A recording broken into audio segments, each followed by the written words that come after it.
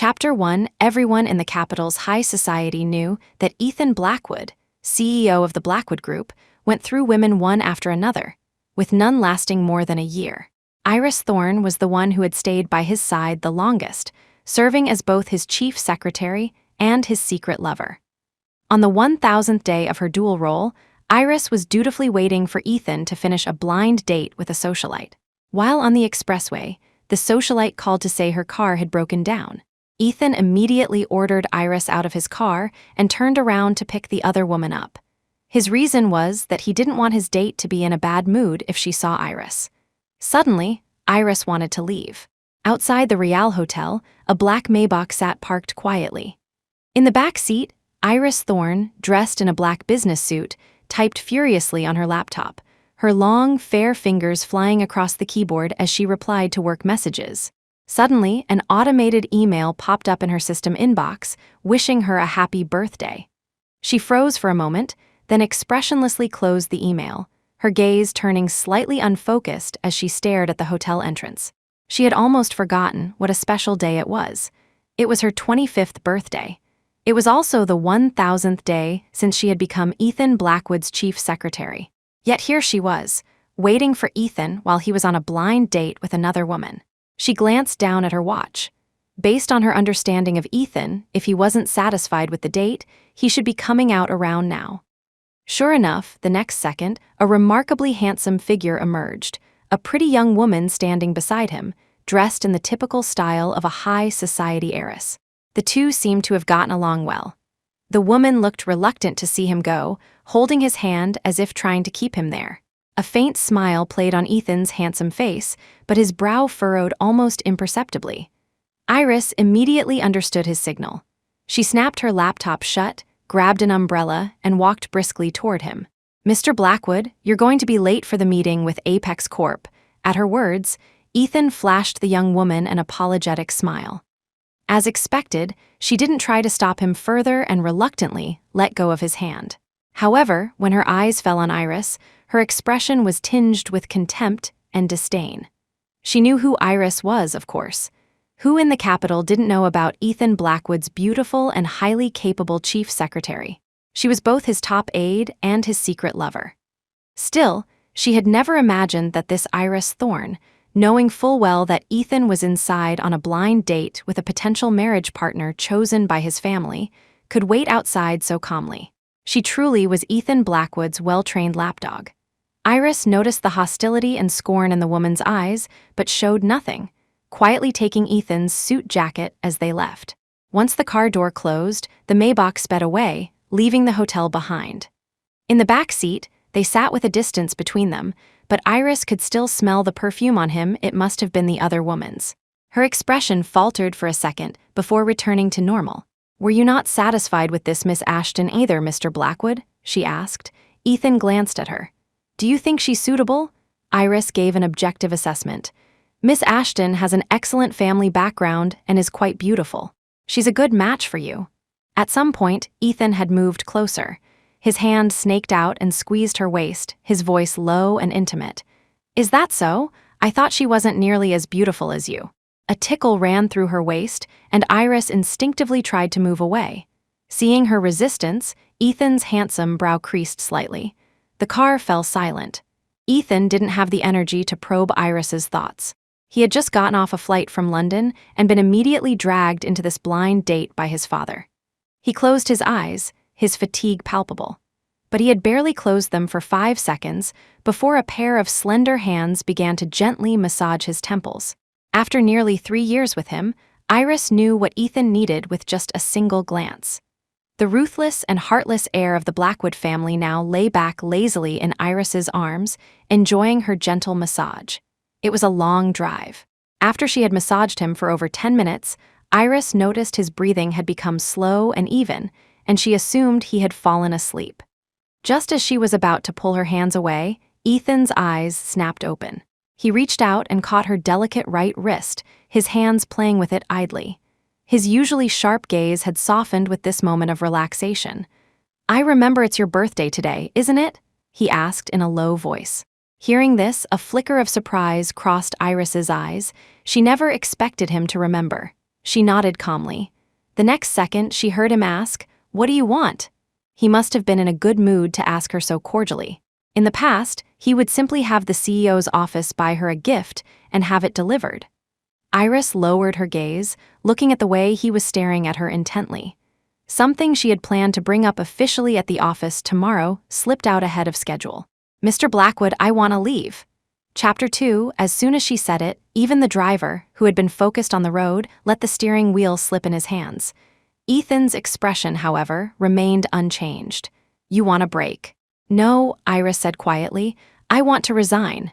Silence filled the car. He released her hand and slowly sat up, his deep eyes fixed on her. "Reason? There's no particular reason," Iris replied calmly.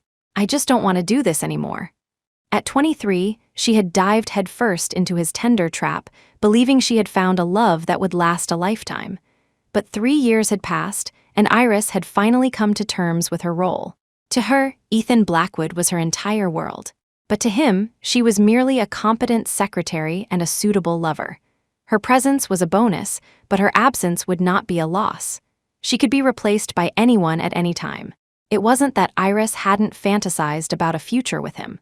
But as she watched the endless parade of suitable marriage candidates his family picked out for him, she had once nervously asked him, after his first blind date with an heiress, if he would really marry one of them.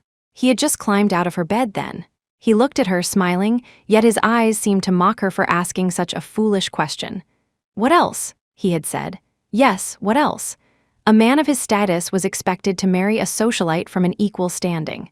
Would he marry a powerless woman from an orphanage like her instead? Even if he let her stay by his side, she would only ever be his mistress, hidden away from the world. She had allowed herself this foolishness for 3 years, but she wouldn't allow it for a lifetime. "Have you made up your mind?" Ethan's tone wasn't heavy, but it carried an unspoken pressure that shattered the earlier gentleness. Iris met his gaze. "I have." Ethan closed his eyes, his voice cold and flat.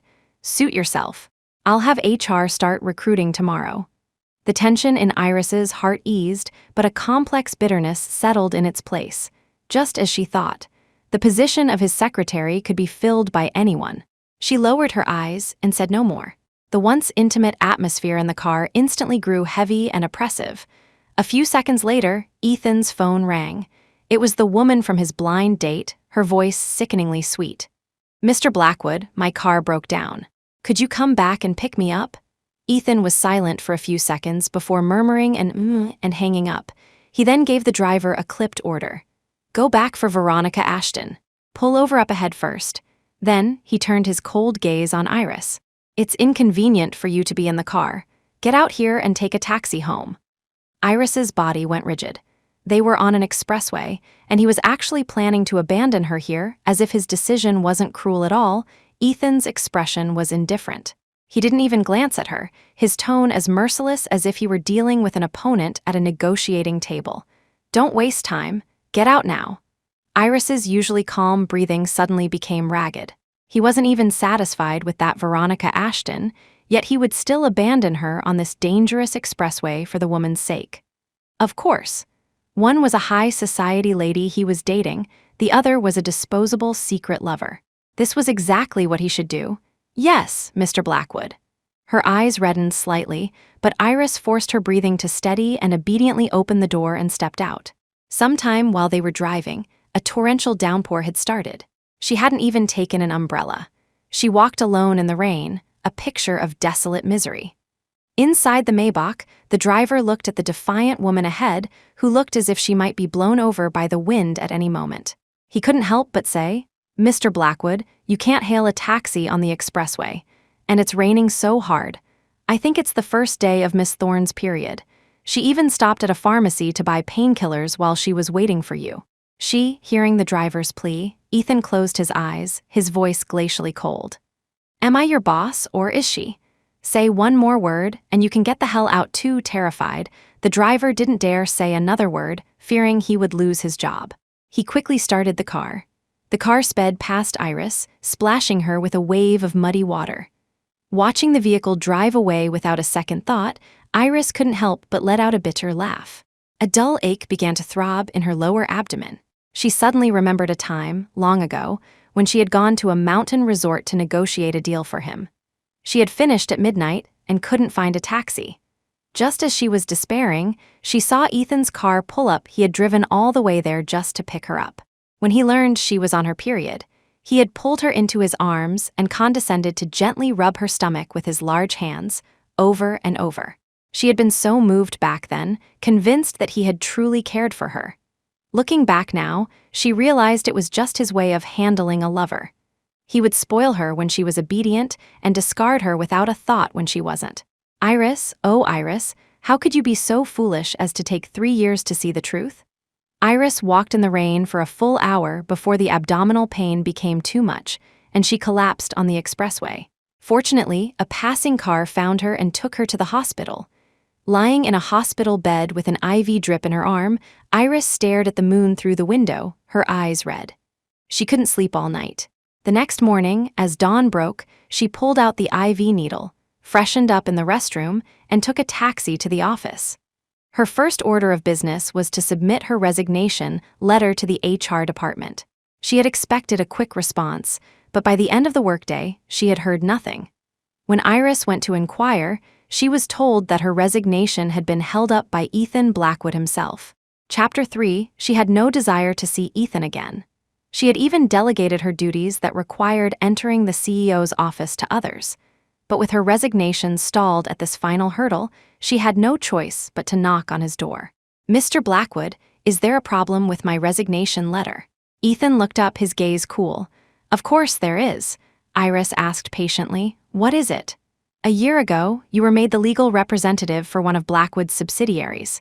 You signed a contract at the time stating that you cannot leave the Blackwood Group before your term as legal representative expires.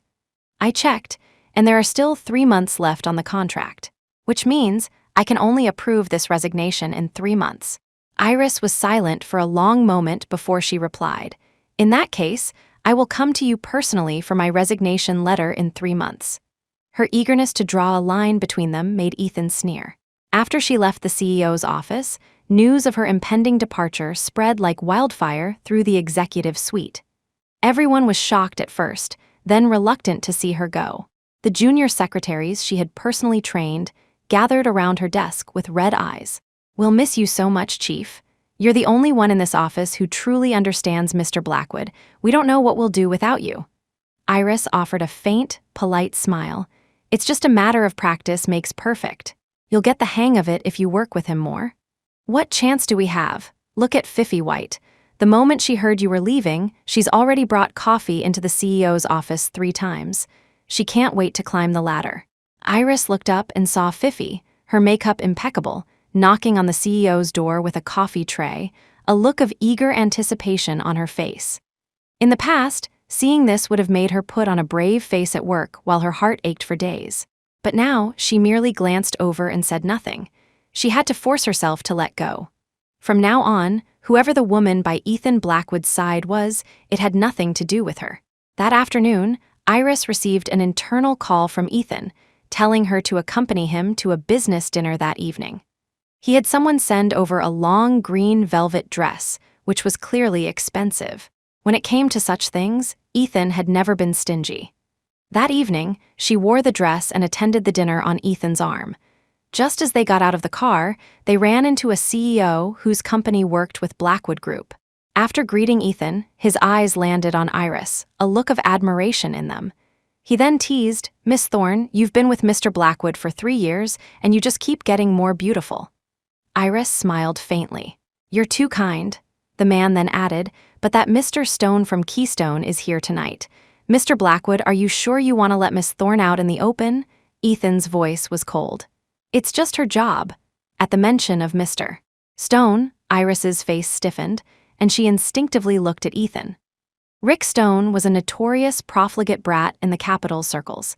He had a reputation for preying on every attractive female employee at Keystone Corp., and he didn't shy away from targeting secretaries from partner companies either.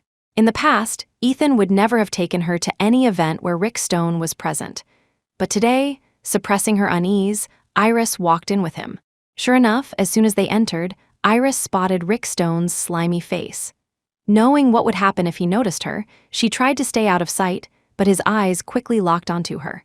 The moment he saw Iris, his eyes lit up with a predatory gleam. Everyone in the capital's business world knew Ethan Blackwood had a stunning secretary, but he was notoriously protective of his own and rarely brought her out. Rick Stone sauntered over with a wine glass, a sleazy smile on his face. "Mr. Blackwood, long time no see. So this is the little secretary you've been hiding for 3 years? A pleasure to finally see her in person. She truly lives up to her reputation." As he spoke, his hand reached for Iris's waist, his disgusting manner enough to make one sick. Iris frowned and tried to push him away, but Ethan just watched coolly, which only emboldened Rick Stone, whose grip tightened. The other guests watched nervously, but no one dared to intervene. She was Ethan Blackwood's woman. If he wasn't going to step in, who would dare? Seeing Ethan's expression, Iris's heart went cold. She clumsily pushed Rick Stone away with one hand while picking up a glass of red wine with the other. "Mr. Stone, let me propose a toast to you." Rick Stone chuckled, releasing his grip and downing the wine she offered. Just as Iris breathed a sigh of relief, Rick Stone, after finishing his drink, deliberately stumbled into her arms. "Miss Thorne, you've got me drunk. You can't just leave me like this." Iris gritted her teeth. "Please let go, Mr. Blackwood," he called out. "Mind if I borrow your girl to help me up to my room to rest?" His words made everyone in the vicinity turn to look. Rick Stone's vile intentions were painfully obvious. If the beautiful Miss Thorne went upstairs with him, wouldn't she be a lamb to the slaughter? Iris's face turned pale, and she looked at Ethan with trembling eyes. She only heard his cold, detached voice reply, "If you like her, she's all yours." Chapter 4, it was like a bucket of ice water being dumped over her head, chilling Iris from head to toe. She looked at him in disbelief, as if she had never truly known the man before her. Even if she was leaving him, she had been with him for 3 whole years. She had given him the best years of her youth. And now, he was casually handing her over to a notorious lecher. Without a moment's hesitation, Rick Stone was ecstatic. With no more restraints, he grabbed Iris forcefully and dragged her toward the elevator. The banquet hall was on the 3rd floor. He pressed the button for a hotel room on the 18th. Inside the elevator, Rick Stone could no longer contain himself. He pulled Iris into his arms and leaned in close. "I'm gonna see what a woman Ethan Blackwood couldn't get enough of for 3 years tastes like." Perhaps due to his years of debauchery, Rick Stone was skilled at restraining struggling women. He pinned both of Iris's resisting hands with one of his own, while his lips brushed against her long, slender neck. Iris felt sick to her stomach. Dropping all pretense, she snapped, "Let go of me, aren't you afraid I'll call the police?" The police. Rick Stone's tone was filled with the arrogance of a spoiled heir. "Ethan Blackwood doesn't care about you, so what good will calling the police do? Come on, little darling, just give in while I'm still interested." Ding. The elevator doors opened.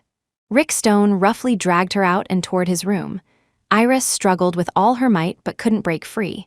As he fumbled for his keycard, she saw her chance and kicked him hard between the legs. Rick Stone grimaced in pain and slapped her across the face. "You've probably been screwed by Blackwood countless times. What's the difference who does it? Why the hell are you playing the chaste virgin?" The slap made her see stars. Spitting out a mouthful of blood, Iris staggered back and pushed him away, running for her life. But she hadn't gotten far before Rick Stone was on her heels. Iris quickly kicked off her high heels and hurled one at him. As expected, she heard another cry of pain and used the opportunity to run as fast as she could. But in her panic, she must have crashed into something. She pitched forward and fell to the ground. The footsteps behind her grew closer, and a wave of absolute despair washed over her.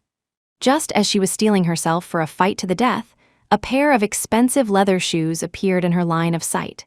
Though she couldn't see the man's face, she knew the owner was a man of wealth and status. As he approached, she grabbed onto his leg and begged, "Help me, someone is chasing me."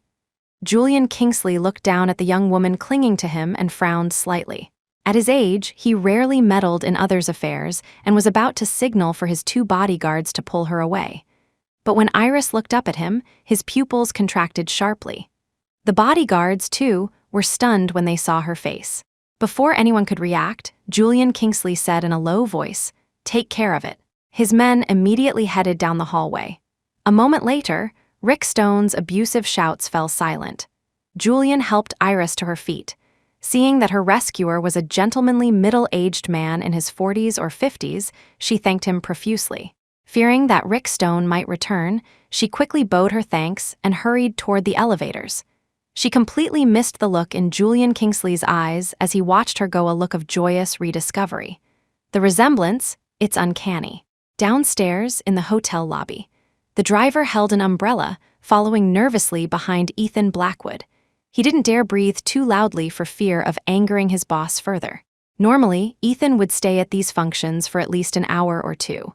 But tonight, he had stormed out alone after only a short while. Then, after sitting in the car for less than 2 minutes, he got out again with a dark expression. Now he was striding back into the hotel, though for what or whom, the driver couldn't guess. Just as he was wondering, he saw Iris stumbling out of the elevator. Ethan froze, his steps halting. Iris saw him too. Now that she was in a crowded place, some of the terror from before had subsided.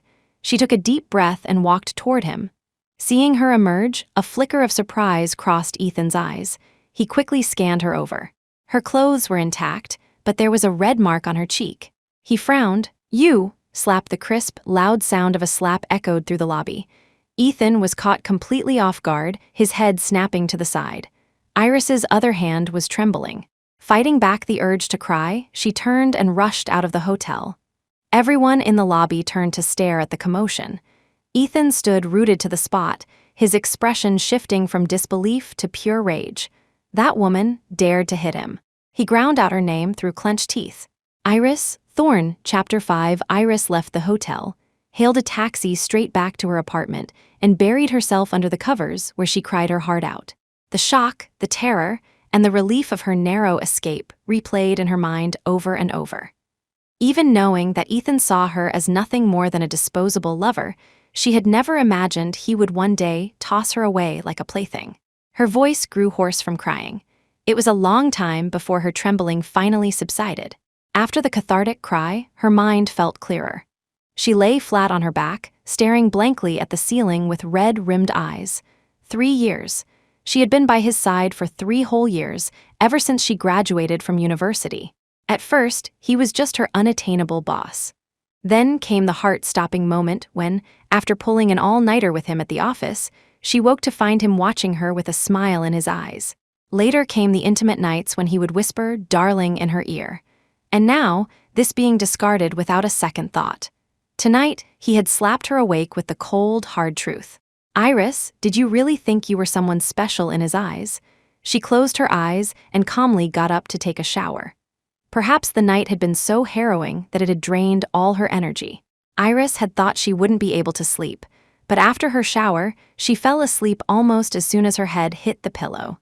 The next day, she was woken by her phone, which had been ringing for what felt like an eternity. She checked the time. It was after 10. Not caring in the slightest, she saw the call was from the CEO's office and answered it. The secretary on the other end had been calling since 9. Hearing Iris finally pick up, she sounded ready to weep with relief. "Chief, why didn't you come in today? Mr. Blackwood is..." Iris had no desire to even hear his name. "I've resigned," she said coldly. The person on the other end sounded like she was about to cry. "Chief, but don't you have to stay for another 3 months?" Remembering last night, Iris fought to control her anger. "I can't stand another day. What's the penalty for breaking the contract?" "A fine." "Fine, whatever with that." She hung up immediately.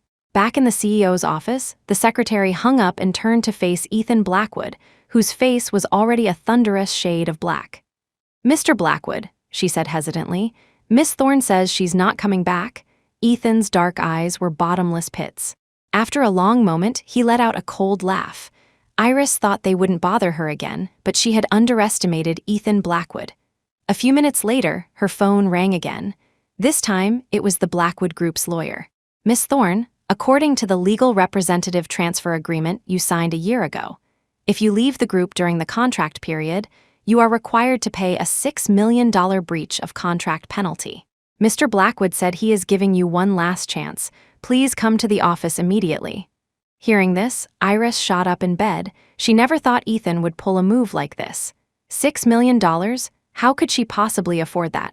He was still forcing her to come back to work, even after everything that had happened. Ethan Blackwood, was he trying to get revenge for that slap? Iris sat on the bed, breathing heavily as she ran her hands through her hair. In the end, she got up and dressed. She had been an orphan her whole life. The last few years with Ethan were the only time she had lived comfortably. A $6 million debt was not something she could bear. When she arrived at the company, the atmosphere in the CEO's office was suffocating. Everyone was holding their breath, clearly on the receiving end of Ethan's temper tantrums. The moment Iris walked in, the other secretaries looked at her as if she were their savior. After reassuring her junior colleagues, she was summoned into the CEO's office. As she entered, she saw Fifi White sitting on Ethan's lap, a coy smile on her face. Iris pretended not to see and spoke calmly. "Mr. Blackwood, you wanted to see me?" The sight of her immediately reminded Ethan of the public slap from the day before. He looked at Iris with a sinister glint in his eyes, setting Fifi White down and telling her to leave. "Since you're leaving," he said coolly, "we need to train a replacement. Fifi is quite promising. You'll be training her for the next few months." Her professional instincts made Iris frown. Although Fifi had graduated from a prestigious university, she was too flighty and likely not up to the task. There were several other girls in the office who were far more suitable, but she didn't argue. From the looks of it, Ethan didn't need a competent secretary anymore. He was just picking another lover who caught his eye. Without even raising her head, she replied in a businesslike tone, "Of course, Mr. Blackwood." Chapter 6. Her calm, detached demeanor irritated Ethan. He suddenly stood up, pinning her against the desk. He gripped her chin with 2 fingers, his tone dangerous. "Teach her everything, Miss Thorne. Don't hold anything back." They were so close that an ambiguous tension filled the air. Iris felt a sharp pain but couldn't break free. "Rest assured, Mr. Blackwood, I will ensure she becomes a qualified chief secretary." "A qualified chief secretary isn't enough. Your skills in pleasing a man are first class. Make sure you teach her that." His insinuation was clear. Iris instantly understood, her face paling for a moment before she bit her lip and agreed. After being hurt so many times, she was starting to go numb. He sneered, finally releasing her and letting her go. From that day on, everyone in the CEO's office gradually realized that their beloved chief, Iris, had truly fallen from grace. Iris, however, seemed completely unfazed. She spent some time training Fifi White, teaching her everything from Ethan's work habits to his preferences in bed. Afterward, she was demoted from chief secretary to a regular secretary. Fifi White, in turn, became Mr. Blackwood's new favorite, enjoying even more lavish treatment than Iris ever had. She was chauffeured to and from work in Ethan's luxury car every day and sported a new Hermes bag on a daily basis. It looked glamorous, but once Iris became a regular employee, she began to overhear what others in the company thought of such treatment. An upstart getting ahead of herself. Does she really think she can marry into the Blackwood family? So desperate to be a mistress, Mr. Blackwood is just playing with her. Everyone knows she's just some cheap tart trying to pass as a phoenix.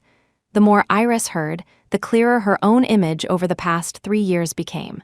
To outsiders, wasn't Fifi White now just a reflection of her former self?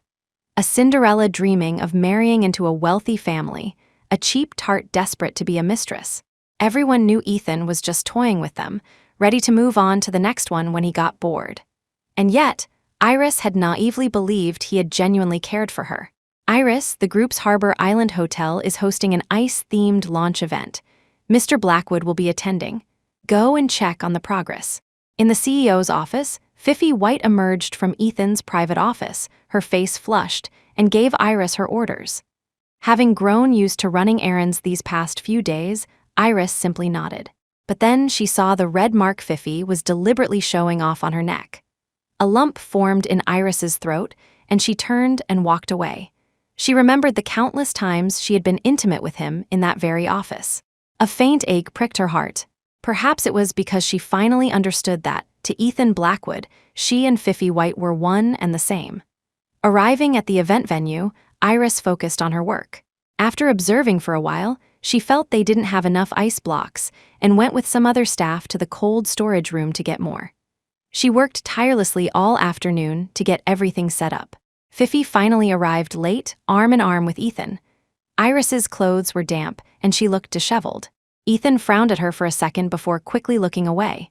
It was Fifi who started nitpicking, ordering Iris to fetch more ice.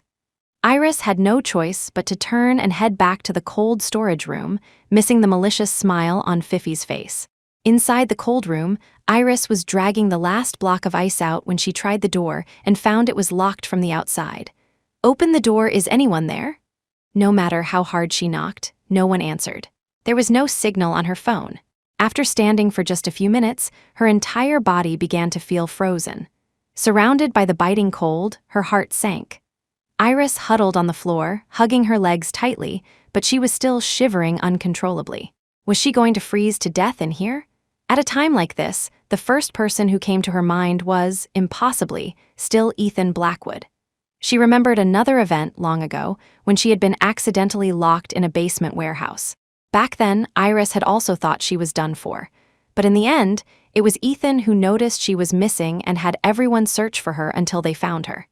This time, would he notice she was gone? Would he come and save her?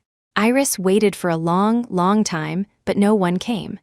After more than half an hour, ice began to form on her long eyelashes. Despair washed over her, and she was on the verge of passing out from the cold. Fortunately, a little while later, a staff member came in to get more ice and finally found her. "Miss, are you all right?" Outside the cold room, Iris was gently shaken awake. She looked up into an unfamiliar face, her lips pale. "I'm fine, thank you." She staggered back to the event hall and saw Ethan sitting casually in the front row. Fifi White picked up a piece of fruit with a fork and held it to his lips. Ethan nonchalantly leaned forward and ate it. Chapter 7, what a harmonious, loving scene. He hadn't thought of her at all, not even for a second. A discarded pet. Even if it died, its owner wouldn't care. A profound chill settled in Iris's heart. She turned and walked away. After this incident, she felt she couldn't stay another day. But the $6 million penalty was still a problem. Iris gathered all the luxury goods Ethan had given her over the years and took them to a consignment shop to sell. In the end, she only managed to raise a little over $1 million. Leaving the shop, Iris walked with her head down, trying to figure out how to raise the rest of the money, when she accidentally bumped into someone. She quickly apologized, but when she looked up, she realized it was the same middle-aged man who had saved her at the hotel. Julian Kingsley glanced at the consignment shop she had just exited. "You were selling things?" Iris nodded. "I need a sum of money for something urgent." Julian patted her on the shoulder, his manner surprisingly approachable. "Is it very urgent? Perhaps I can help."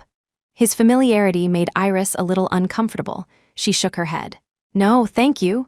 Even though he had saved her once, she couldn't possibly ask a stranger for $6 million. Just then, her phone rang. It was Fifi, telling her to hurry back. Iris bid him a hasty farewell and left. Julian Kingsley stood in place.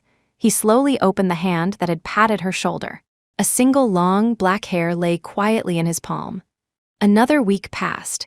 At 7 in the evening, after finishing all her menial tasks, Iris returned to her apartment, her body aching.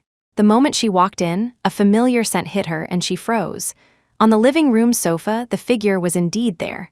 Iris frowned. As she approached him, she smelled alcohol on his breath. Was he drunk? Ethan was lounging on the sofa, his long legs crossed. He had been dozing, but her footsteps woke him. Iris's brow furrowed. "Mr. Blackwood, what are you doing here?" Ethan had been drinking at a business meeting. In the past, whenever he drank, he would come to Iris's place for the sobering soup she made. Tonight, he had subconsciously told the driver to bring him here, but her cold tone displeased him. He reached out and pulled her into his lap. Iris let out a small cry as Ethan's chin rested on her slender shoulder. This ungrateful woman. She resigned just like that, even dared to slap him, and now she had the nerve to give him this attitude. She deserved to be taught a lesson. But perhaps he had had too much to drink because he asked, out of the blue, "Did you miss me?" His voice was a little hoarse, which made his already magnetic tone even sexier. In the past, Iris would have already melted. But now, her heart was as sealed as a nun's after 20 years of prayer. As Ethan's breathing grew heavier and he leaned in to kiss her, Iris snapped back to her senses. She shot up from his lap so suddenly that he lost his balance and tumbled onto the sofa. "Are you trying to sleep with me, Mr. Blackwood? That'll be $6 million per session. Please pay up front." Her words sobered Ethan up instantly. His eyes darkened, his expression turning sour. Iris, don't push it. Push it? So all this time, he thought she was just acting out. For the first time, Iris felt utterly ridiculous. She looked at him seriously. Ethan Blackwood, I'm serious. I want to leave the Blackwood group and I want to leave you. You already have someone else by your side, yet you refuse to let me go. It's only because you can't stand that I was the one who asked to leave first. Iris refused to dwell on why he had come here tonight. She had seen clearly over the past few weeks that Ethan Blackwood had not a shred of feeling for her. She would never allow herself to go back. Ethan frowned. Leave me and then what? Find another man? The thought of that possibility inexplicably irritated him. Even though he told himself Iris wasn't that important to him, just a lover, he couldn't stand the idea of anyone else touching what was his. That day with Rick Stone, he had only meant to scare her, but the woman hadn't even begged him. Iris gave a bitter laugh, so that was the kind of person he thought she was. She nodded, her eyes red. Maybe I'll find someone who truly loves me. Ethan Blackwood, I really want to make a clean break with you. Someone who truly loves her. Those words successfully ignited his fury. He was seething, the ruthlessness in his nature finally breaking through.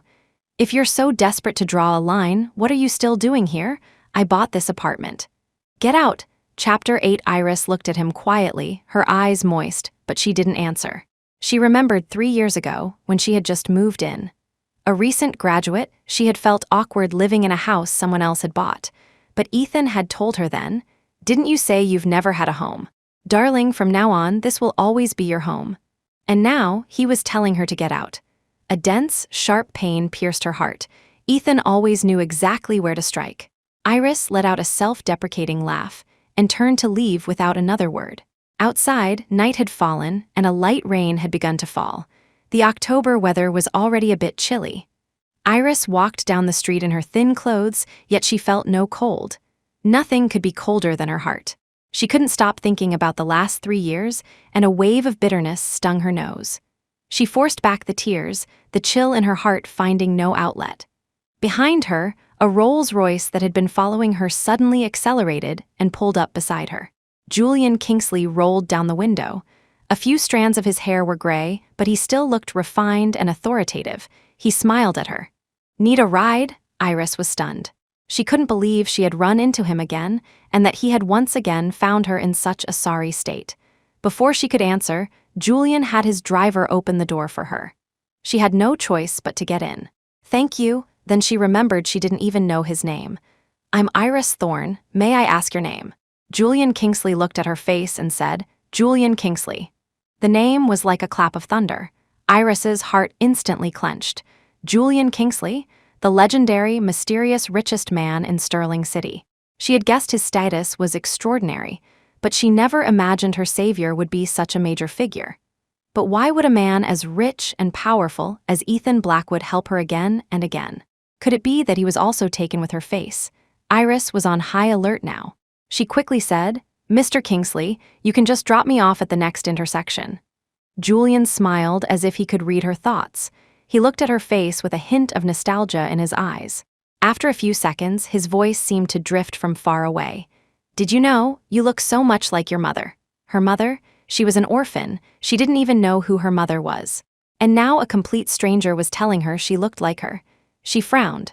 Just as she was about to speak, Julian handed her a file. Are you wondering how I know what your mother looks like? What I'm about to say might come as a shock. Iris, I am your biological father. It was as if a bolt of lightning had struck right beside her. Iris stared at him in utter disbelief. He gestured with the file in his hand again. Take a look. She finally lowered her gaze and saw that he had given her a DNA paternity test report. And there, in black and white, it stated that her genetic match with Julian Kingsley was 99, confirming a parent-child relationship. As she stared, unblinking, at the report, Julian continued, You were lost when you were 1 year old. The nanny took you out, and you were abducted by human traffickers. Your mother was heartbroken after you went missing. She cried every day and passed away a few years later. But I never gave up looking for you. The first time I saw you at the hotel, I thought you looked just like your mother.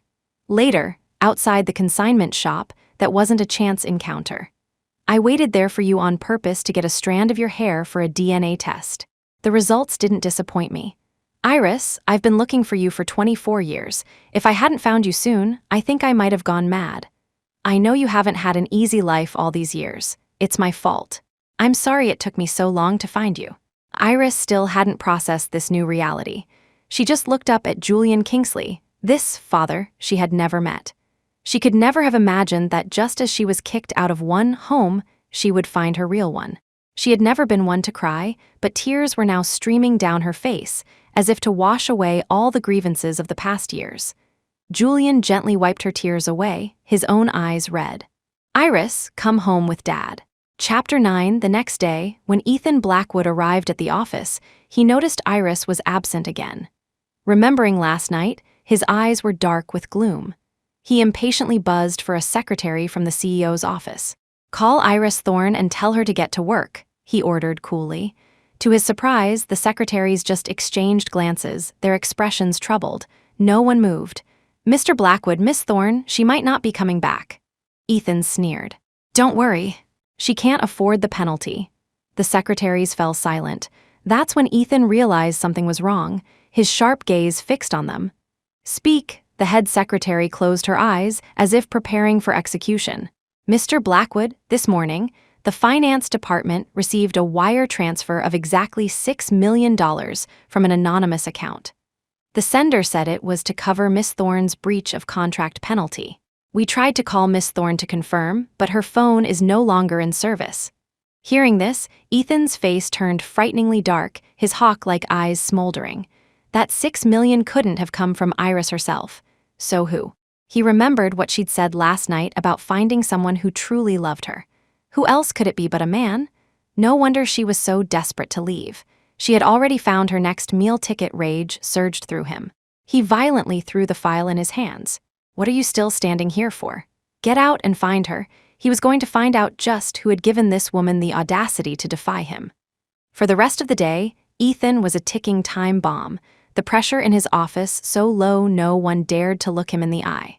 Even the recently favored Fifi White, who tried to sashay in with coffee, was mercilessly cursed out by him. That evening, he drove to Iris's apartment again. He found it completely empty. Iris had clearly been back to pack up all of her belongings. Standing in the vacant room, Ethan felt a strange emptiness in his chest. Before he could process the feeling, his phone rang. It was a secretary from his office, her voice cautious. Mr. Blackwood, we've checked all the airlines, trains, and bus lines. There's no record of Miss Thorne anywhere. She even canceled all her domestic cards and accounts. There's only one possibility. She might have gone abroad, with no intention of ever coming back. Crash, the phone hit the floor. After that, Ethan Blackwood stopped sending people to look for Iris. His life continued its orderly routine, but his temper visibly worsened. The name Iris Thorne became a taboo subject. One employee was heard mentioning Miss Thorne in the office, and the next day she was gone. The sounds of shouting could often be heard from the CEO's office.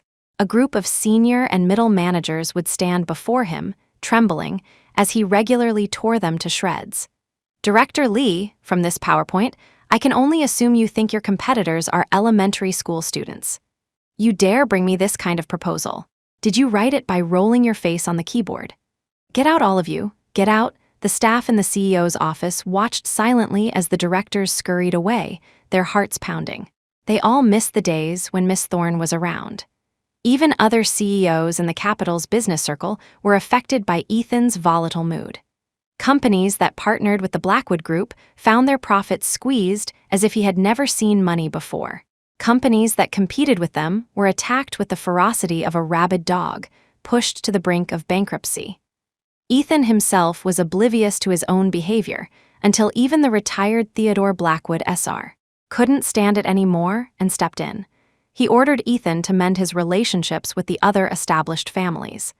The Kingsley family from Sterling City is hosting a banquet at the Hilton in 2 days. A lot of important people will be there. You will go and apologize properly to your uncles and elders, his father commanded sternly over the phone. Ethan replied with a detached, I know. Theodore Blackwood Sr. knew he was just being perfunctory. So a secretary ran off, and you've been acting like a madman for half a month if you dare to disrupt Julian Kingsley's banquet celebrating his reunion with his daughter. You can expect to be locked up in the old family estate for a year or two." With that, his father angrily hung up. Ethan tossed his phone aside. But out of respect for Julian Kingsley, the richest man in Sterling City, he went to the banquet. The Hilton Hotel was abuzz with activity, a glittering sea of elegant attire and fragrant perfumes. Ethan, dressed in an exquisite bespoke suit, sat on a sofa in a corner, holding a champagne flute, his expression as cold as ice. Watching the couples mingling in the hall, his thoughts somehow drifted back to Iris. Her smiling face appeared in his mind again. Ethan closed his eyes, his breathing quickening. He downed the champagne in one gulp. Then, Julian Kingsley took the central stage, delivering the usual pleasantries and thanking everyone for coming. He then announced his decision to bequeath his entire fortune to his daughter.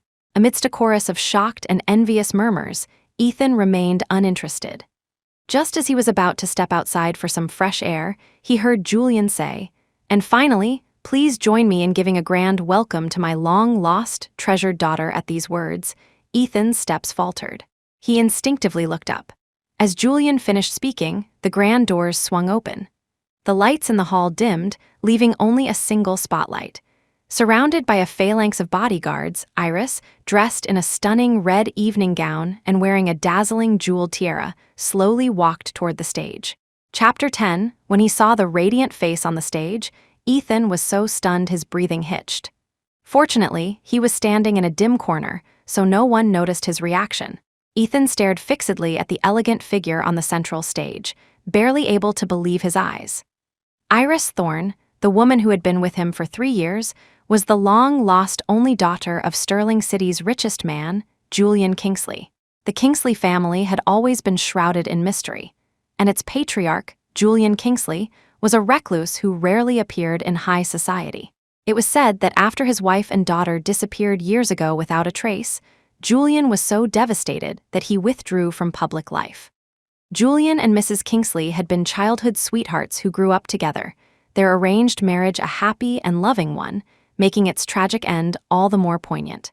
Mrs. Kingsley was said to have been exceptionally beautiful and a bit spoiled and willful, but Julian had always doted on her, adoring his wife completely.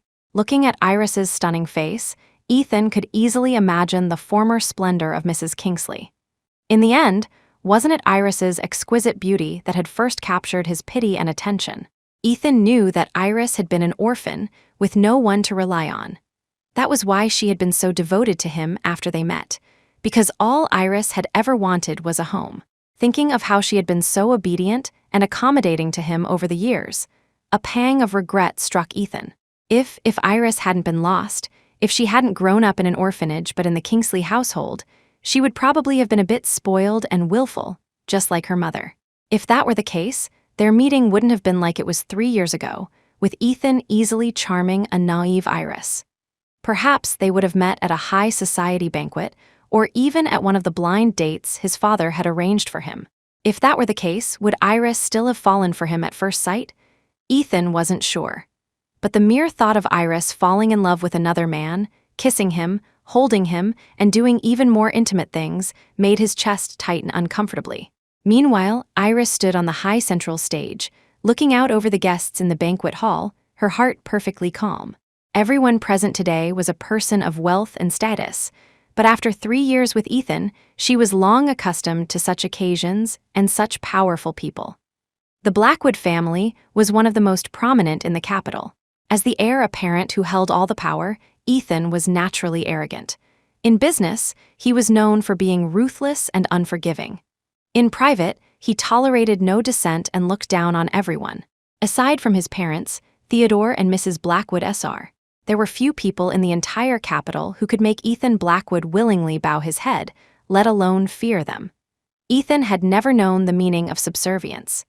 After being with him for so long, some of his fearless audacity had rubbed off on her, giving her the courage to face any situation. Chapter 11, to announce Iris's identity to the world, Julian Kingsley had invited nearly every prominent family from the capital's high society. The grand ballroom was filled with hundreds of people.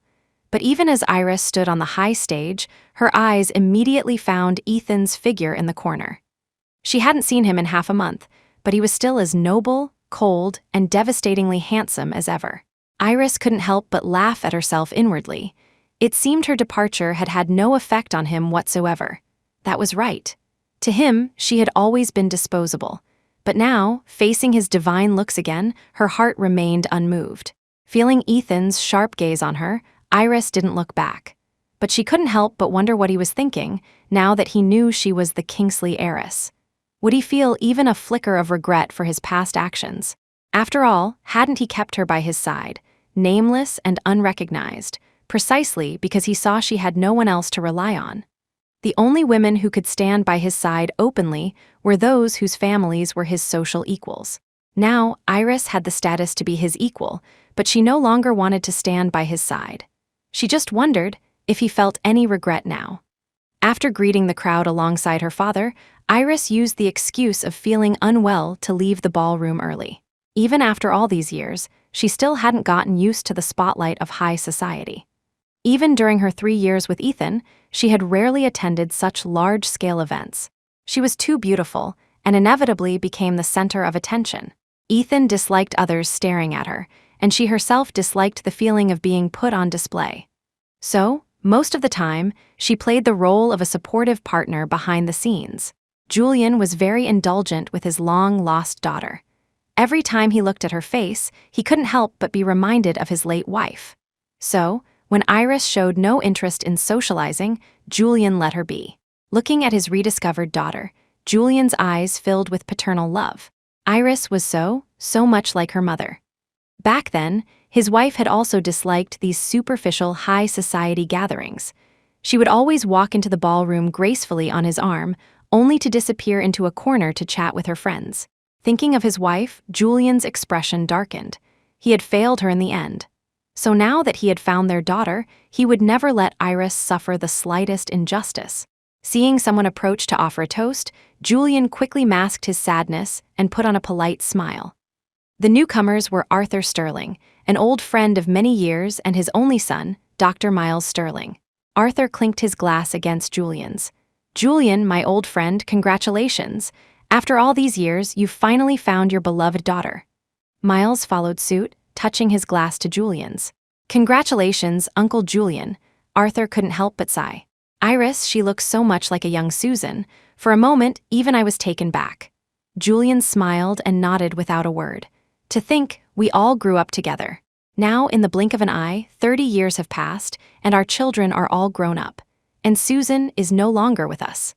I suddenly remembered when Susan was pregnant, my wife and I went to visit.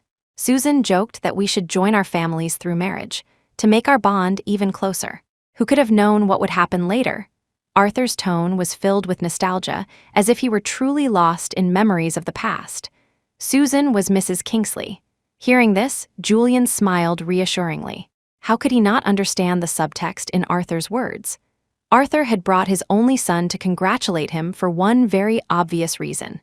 Now that Iris was back with the Kingsley family and was of a similar age to Miles, he was interested in a marriage alliance. To be fair, what Arthur said wasn't entirely fabricated. The Kingsley and Sterling families had been close back then, and Mrs. Kingsley and Mrs. Sterling had been good friends. They had indeed talked about arranging a childhood engagement if the baby was a girl. But after the tragedy that followed, the matter was dismissed as a casual joke and forgotten. Chapter 12. Now, for Arthur Sterling to bring up that old conversation at an event like this was a clear signal that he wanted to revive the marriage prospects between their two families. In the past, Julian might have seriously considered his old friend's proposal. After all, he knew the Sterling family well, and he had watched Miles grow up. But after everything he had been through, finding his long-lost daughter was the greatest joy he could ask for. As for marriage alliances, if Iris was unwilling, he, as her father, would certainly not force her. So Julian said, "Arthur, we're old men now. What is there left that we can't see through? As for the children's marriage, let's respect their own wishes." Throughout the exchange, Miles Sterling remained silent. Only after his father led him away did Miles finally ask, "Dad, Miss Kingsley has only just returned to her family." Isn't it a bit forward to express our intentions for a marriage alliance so soon? Arthur shot his son an exasperated look. You, my boy, are just too passive. Do you think if we don't bring it up, no one else will? You have no idea how many people came to this banquet tonight with the same idea. If I don't fight for you, the Kingsley family will think we're not interested. Even if they do consider a marriage alliance, they won't think of our family first. If it weren't for the fact that you're 28 and still haven't taken a liking to any young lady, do you think I would stoop to reminiscing with an old friend like this? You just don't understand the game. I swear, you'll probably die alone with your medical textbooks. Though born into a prestigious family, Miles Sterling had never been interested in business. Years ago, he had secretly changed his major from business administration, which his father had chosen for him, to clinical medicine. The move had infuriated Arthur so much that he hadn't spoken to his son for a whole month. Over the years, Miles had devoted himself to medicine, becoming a chief physician at a young age and rarely getting involved in the family business. If his father hadn't insisted on dragging him to this banquet tonight, Miles would have been on the night shift at the hospital. In truth, it wasn't a lack of social skills that had kept him single. Though he rarely attended such events, he had an excellent memory. He could generally recall anyone he had met, even if only once. And of all the so-called suitable young ladies his father mentioned, he was genuinely not interested in a single one. At least, most of the heiresses he had encountered were sycophantic and materialistic, a type he found utterly repulsive. However, the Kingsley heiress he had seen from afar on the stage earlier, she seemed different. And her face, in particular, was breathtakingly beautiful. Now that she had returned to the Kingsley family, their vast fortune would fall to her alone. Countless people would undoubtedly seek a marriage alliance with them, all for the sake of the family's wealth. After all, without Iris, those people wouldn't have a chance to touch a single cent of Julian Kingsley's immense fortune. With that thought, Miles Sterling drained the champagne from his glass. Chapter 13. From the moment he saw Iris appear beside Julian Kingsley, Ethan's shock had yet to subside. He couldn't help but think of the $6 million that had been transferred from an anonymous account 2 weeks ago to cover Iris's breach of contract penalty. That money must have come from Julian Kingsley, not from some other man Iris had attached herself to, as Ethan had initially assumed. A mere $6 million was a drop in the bucket for the incredibly wealthy Kingsley family. And the reason Iris had managed to vanish without a trace despite his efforts to find her was simply because she had returned home. At this realization, some of the frustration that had been building in Ethan over the past 2 weeks seemed to dissipate. At least she hadn't run into the arms of another man after leaving him. Before Ethan could fully comprehend these strange emotions, he picked up his glass and walked toward Julian Kingsley. The Blackwood and Kingsley families were not close, but they were not strangers either.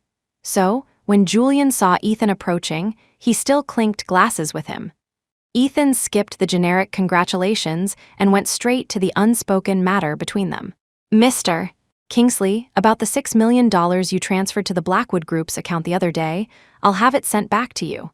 Julian smiled faintly and declined. That won't be necessary. Consider that $6 million a thank you for taking care of my Iris for the past 3 years, Mr. Blackwood. Besides, it was my Iris who breached the contract first. Hearing this, Ethan's grip on his glass tightened. What did Julian mean by that? Was Iris really planning to make a clean break with him? A flicker of panic shot through Ethan. He immediately suppressed it. Iris was just his lover. Hadn't he treated her well enough for the past 3 years?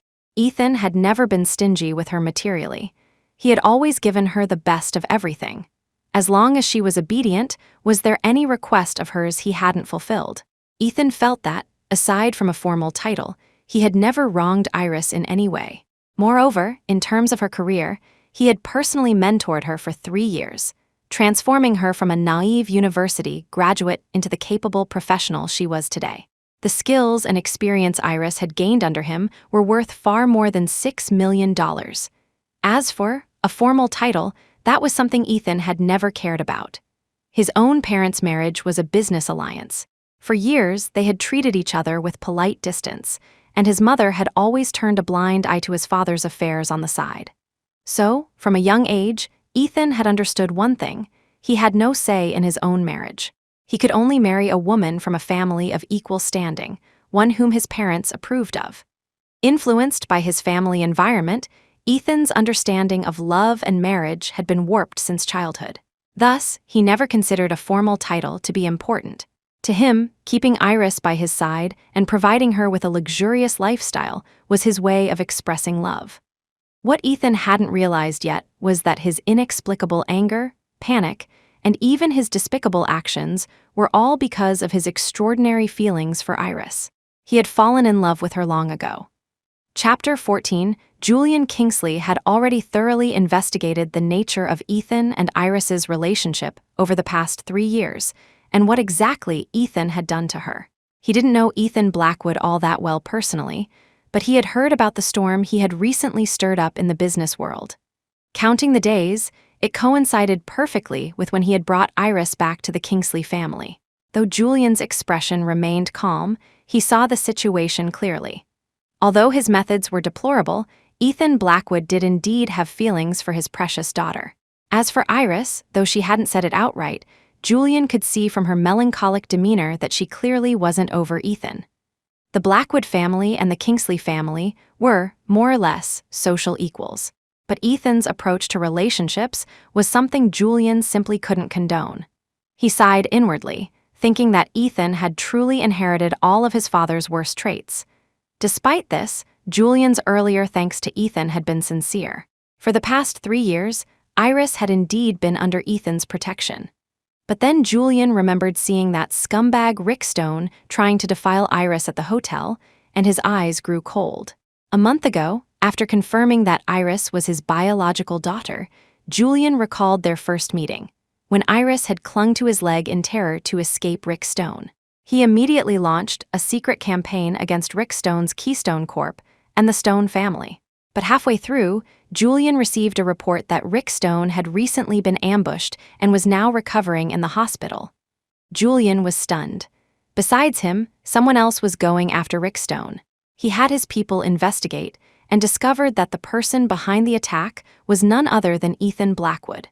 Julian wasn't unaware that it was Ethan who had handed Iris over to Rick Stone that day. He hadn't moved against Ethan, yet only because he wanted to deal with them one by one, and also because the Blackwood family was not an easy target. But now, with Ethan secretly attacking Rick Stone, what other reason could there be but to avenge Iris? After all, Keystone Corp and the Blackwood Group were strategic partners. From this, it seemed that letting Rick Stone defile Iris had not been Ethan's true intention. In fact, that day, Ethan had only wanted Iris to submit, to beg him just once. He would never have actually let a scumbag like Rick Stone defile her. Especially when he saw Iris running out of the hotel in a panic, Ethan had felt a heavy tightness in his chest. And when he saw the clear handprint on her face, he had frowned instantly. Rick Stone dared to hit her. He himself couldn't bear to lay a hand on her. How dare Rick Stone? But before Ethan could utter a word of concern, he was met with a sharp slap from Iris. Talk about tables turning. Growing up, Ethan had always considered being slapped an act of extreme humiliation. Not even his father had ever struck him like that. In his 27 years, this was the first time he had ever been slapped, and by a woman no less. Having been doted on his entire life, Ethan was naturally proud. Accustomed to a position of power, he was used to everyone obeying him. Being slapped by Iris in front of so many people was a complete loss of face. Ethan felt that if it had been anyone else, he would have destroyed them. But with Iris, he had only threatened her with the $6 million penalty and even promoted Fifi White to spite her. All Ethan had really wanted was for Iris to back down, apologize, and stay by his side, instead of constantly talking about leaving him. But who would have thought that not only would Iris not beg for his forgiveness, but she would also pull a vanishing act. Chapter 15 now, facing Julian Kingsley's distant tone and Iris's avoidance, Ethan felt an overwhelming sense of frustration. He knew that if Julian had been able to find Iris, he must also know about their relationship over the past 3 years. He had briefly wondered if Julian might just go with the flow and marry Iris off to him.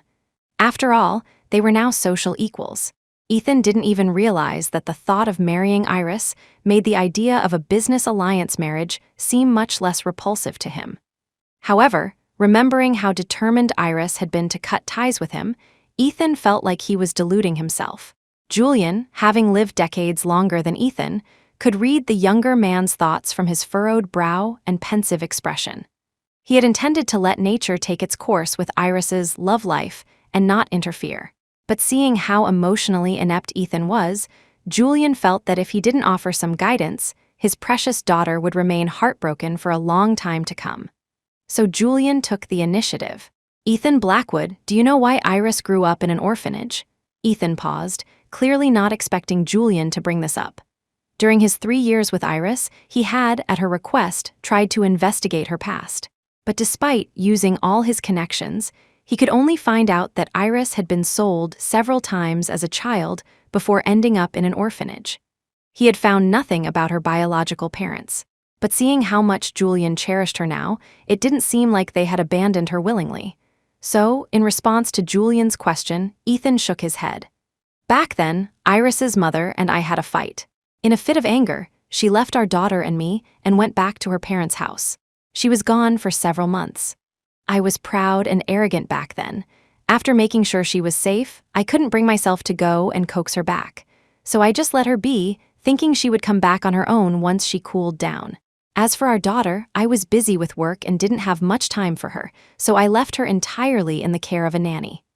But it turns out, no matter how much you pay someone, if the child isn't their own, they'll never truly care. One day, the nanny took the child out, and in a moment of carelessness, she was abducted by human traffickers. Fearing the consequences, the nanny ran away that same day. I was abroad at a conference at the time and didn't even call home to check. By the time I found out, it had been 3 days. As he spoke, Julian's eyes grew moist, filled with regret for his past negligence. "Ethan Blackwood, sometimes life is just this unpredictable. Don't wait until you've lost everything to feel regret. Not everything in this world can be under your control." Ethan opened his mouth but said nothing. He could never have imagined that was what had happened. After Mrs. Kingsley's death, Julian had never remarried, a testament to his deep love for her. Ethan felt a sense of bewilderment. So, it was possible for someone to be completely devoted to another person for their entire life. Before he could dwell on it, Julian's voice broke through his thoughts again. "Ethan Blackwood, Iris is my daughter. She inherited my capacity for deep devotion. If you have no serious intentions toward her, then from now on, please stay out of her life. I imagine my precious daughter has shed more than a few tears for you over the past 3 years, hasn't she?" Chapter 16. Hearing this, Ethan instinctively wanted to argue. "I never meant to actually hurt her." At Ethan's words, a flicker of anger finally appeared on Julian's face. "Ethan Blackwood, you really have inherited all of your father's worst traits. Do you think buying Iris a few luxury items when you're in a good mood counts as treating her well? Iris spent 3 years by your side without a proper title.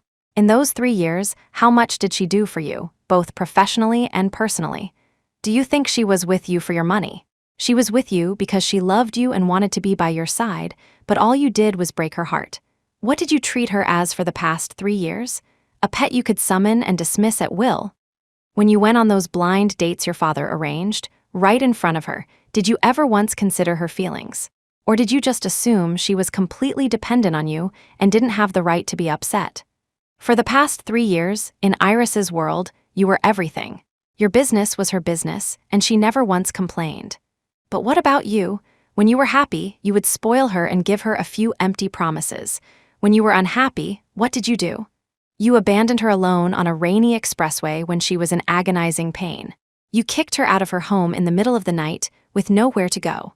When she needed you to stand up for her the most, you casually handed her over to someone else if Iris hadn't run into me that day. What Rick Stone did to her would have been far worse than just a slap. When she was schemed against by Fifi White and nearly froze to death locked in a cold room, where were you? When she was being sexually harassed by Rick Stone, where were you? Do you think you're invincible, that nothing is beyond your control? Ethan Blackwood, ask yourself, have your actions not been despicable? What kind of man are you? Is this how you treat the woman you claim to love? Julian felt he hadn't spoken so many words at once in his entire life. But thinking of the suffering his precious daughter had endured for the past 3 years, he couldn't contain his anger. "Ethan Blackwood, if you dare to break my daughter's heart again, don't blame me for being merciless. Julian down the wine in his glass, and with that final warning, he walked away in a huff. Ethan stood there, stunned, replaying Julian's words in his mind. His words were a wake-up call. Ethan finally realized that his violent temper over the past few weeks was simply because he couldn't see the person he loved. In fact, the only person who had been in the dark was himself. Ethan's unusual feelings for Iris were obvious to everyone, from the staff in his office to his own father, a man who changed women more often than he changed his clothes. Growing up, Ethan had been groomed as the heir to the Blackwood family. He never had his own time or his own choices. Piano, finance, etiquette, business administration, his father made him learn everything that would help him take over the Blackwood Group. But while Ethan had learned everything, no one had ever taught him what love was or how to love someone. Chapter 17, even his own father had never figured out the concept of love. So when it came to Iris, Ethan was domineering, autocratic, and controlling. He wanted her to listen to him, to not cause him trouble, and to stay obediently by his side. For years, Iris had indeed been completely compliant, both at work and in their private life. Ethan couldn't find a single fault with her, but even the most good-natured person has their limits, and Iris was no exception. She couldn't feel his love and saw no future between them, so she chose to leave. After Julian's tirade, Ethan's mind cleared a little. For most of Julian's accusations, Ethan was speechless and could only admit he was in the wrong. But he genuinely hadn't known that Fifi White had resorted to such a malicious trick, locking Iris in a cold room to try to kill her. Thank God a staff member had found her. Otherwise, Ethan might never have seen Iris again. As for promoting Fifi White, Ethan had only wanted to provoke Iris, to make her come to him and reconcile. But apart from public displays like holding her or letting her feed him to make Iris jealous, he and Fifi had never crossed any real lines. For the past 3 years, Ethan had never been with any woman other than Iris. Their relationship might not have been official, but in his heart and in his eyes, there was only Iris. It seemed that ever since he met Iris, he had lost all interest in other women. After all, she had been by his side since she was a blank slate. Over the years, every color on her canvas had been painted by him. Countless thoughts swirled in Ethan's mind, leaving him agitated. He left the ballroom and wandered aimlessly into the back garden. To his surprise, he found Iris there, sitting on a swing, enjoying the cool breeze. Dressed in a golden princess gown and wearing a tiara, Iris sat on the flower-adorned swing, looking as beautiful as an ethereal fairy. The moment he saw her, all the anger that had been pent up inside him vanished. Ethan was mesmerized. He couldn't help but call out her name softly, Iris. It really had been a long time since he'd seen her. Hearing his voice, Iris looked over, her eyes cold and devoid of any emotion. "Mr. Blackwood, my name is Kingsley." Ethan didn't mind her cold demeanor. Just seeing her was enough, whether she was smiling, frowning, or angry. Hearing her call him Mr. Blackwood with such detachment, a pang of tightness gripped his heart. In the past, when she was with him, she had mostly called him Mr. Blackwood. Even when they were alone, or during their most intimate moments, she had dutifully called him Mr. Blackwood, always maintaining a professional distance, as if keenly aware of her place. Only when she was truly angry would she call him by his full name, Ethan Blackwood. It seemed Iris had always been clear-headed, seeing their relationship as nothing more than an office affair. Other women who tried to get close to him would coo his name, Ethan, with a familiarity that annoyed him. Only Iris, the one closest to him, the one who had the most right to call him by his first name, had always kept herself at a proper distance. In 3 years, she had never once called him that. "Iris, how have you been?" Chapter 18, hearing Ethan call her so intimately, Iris frowned. It wasn't the first time he had called her that. When they first got together, he loved to call her Iris. She thought that perhaps it was in those soft whispers of Iris that her past self had fallen for him. Later, when she became his chief secretary, he started calling her Miss Thorne or just Iris. Only in moments of passion would he tenderly murmur her name. Sometimes, Iris thought that Ethan was a truly great actor. After everything that had happened between them, he could still stand here and ask about her well-being with such nonchalance. A self-deprecating smile touched her lips. She gave him a cold look. "I've been doing very well lately. After all, without you, Mr. Blackwood, how could I not be? A bitter taste filled Ethan's mouth. Did she mean that her life with him had been miserable? Of course. He had caused her so much pain. How could she have been happy? But I haven't been doing well at all. Iris, without you by my side, I can't eat, I can't sleep. And since you left, everyone's work has gotten sloppy. Ethan's words were a mix of complaint and self-pity, but Iris wasn't falling for it this time. I taught Fifi White everything I know, just as you asked. From work habits to personal preferences, I taught her everything. How much she learned is her own business. If you're trying to hold me responsible, I won't accept it. As for the legal representative status, the term expires in 2 months. I will email the transfer agreement to you on time. You don't need to worry about it. A pain shot through Ethan's heart. He took a few steps forward, wanting to grab her hand, but she coldly moved away. He didn't force her. Instead, he looked at her with a serious expression and apologized. Iris, I'm sorry. I made you train Fifi White because I couldn't stand seeing you look so calm and indifferent toward me. I used her to make you angry because I wanted you to at least show some emotion, even if it was anger. And that time with Rick Stone, if you had just begged me once or even softened a little, I would never have let you go with him. But even though you were so stubborn, I would never have actually let him defile you. I just wanted to teach you a lesson. When you ran into me in the lobby that day, I was on my way to save you. But before I could say anything, you slapped me in front of all those people. I'm sorry, Iris. No matter what, I was wrong. I had someone beat up Rick Stone afterward.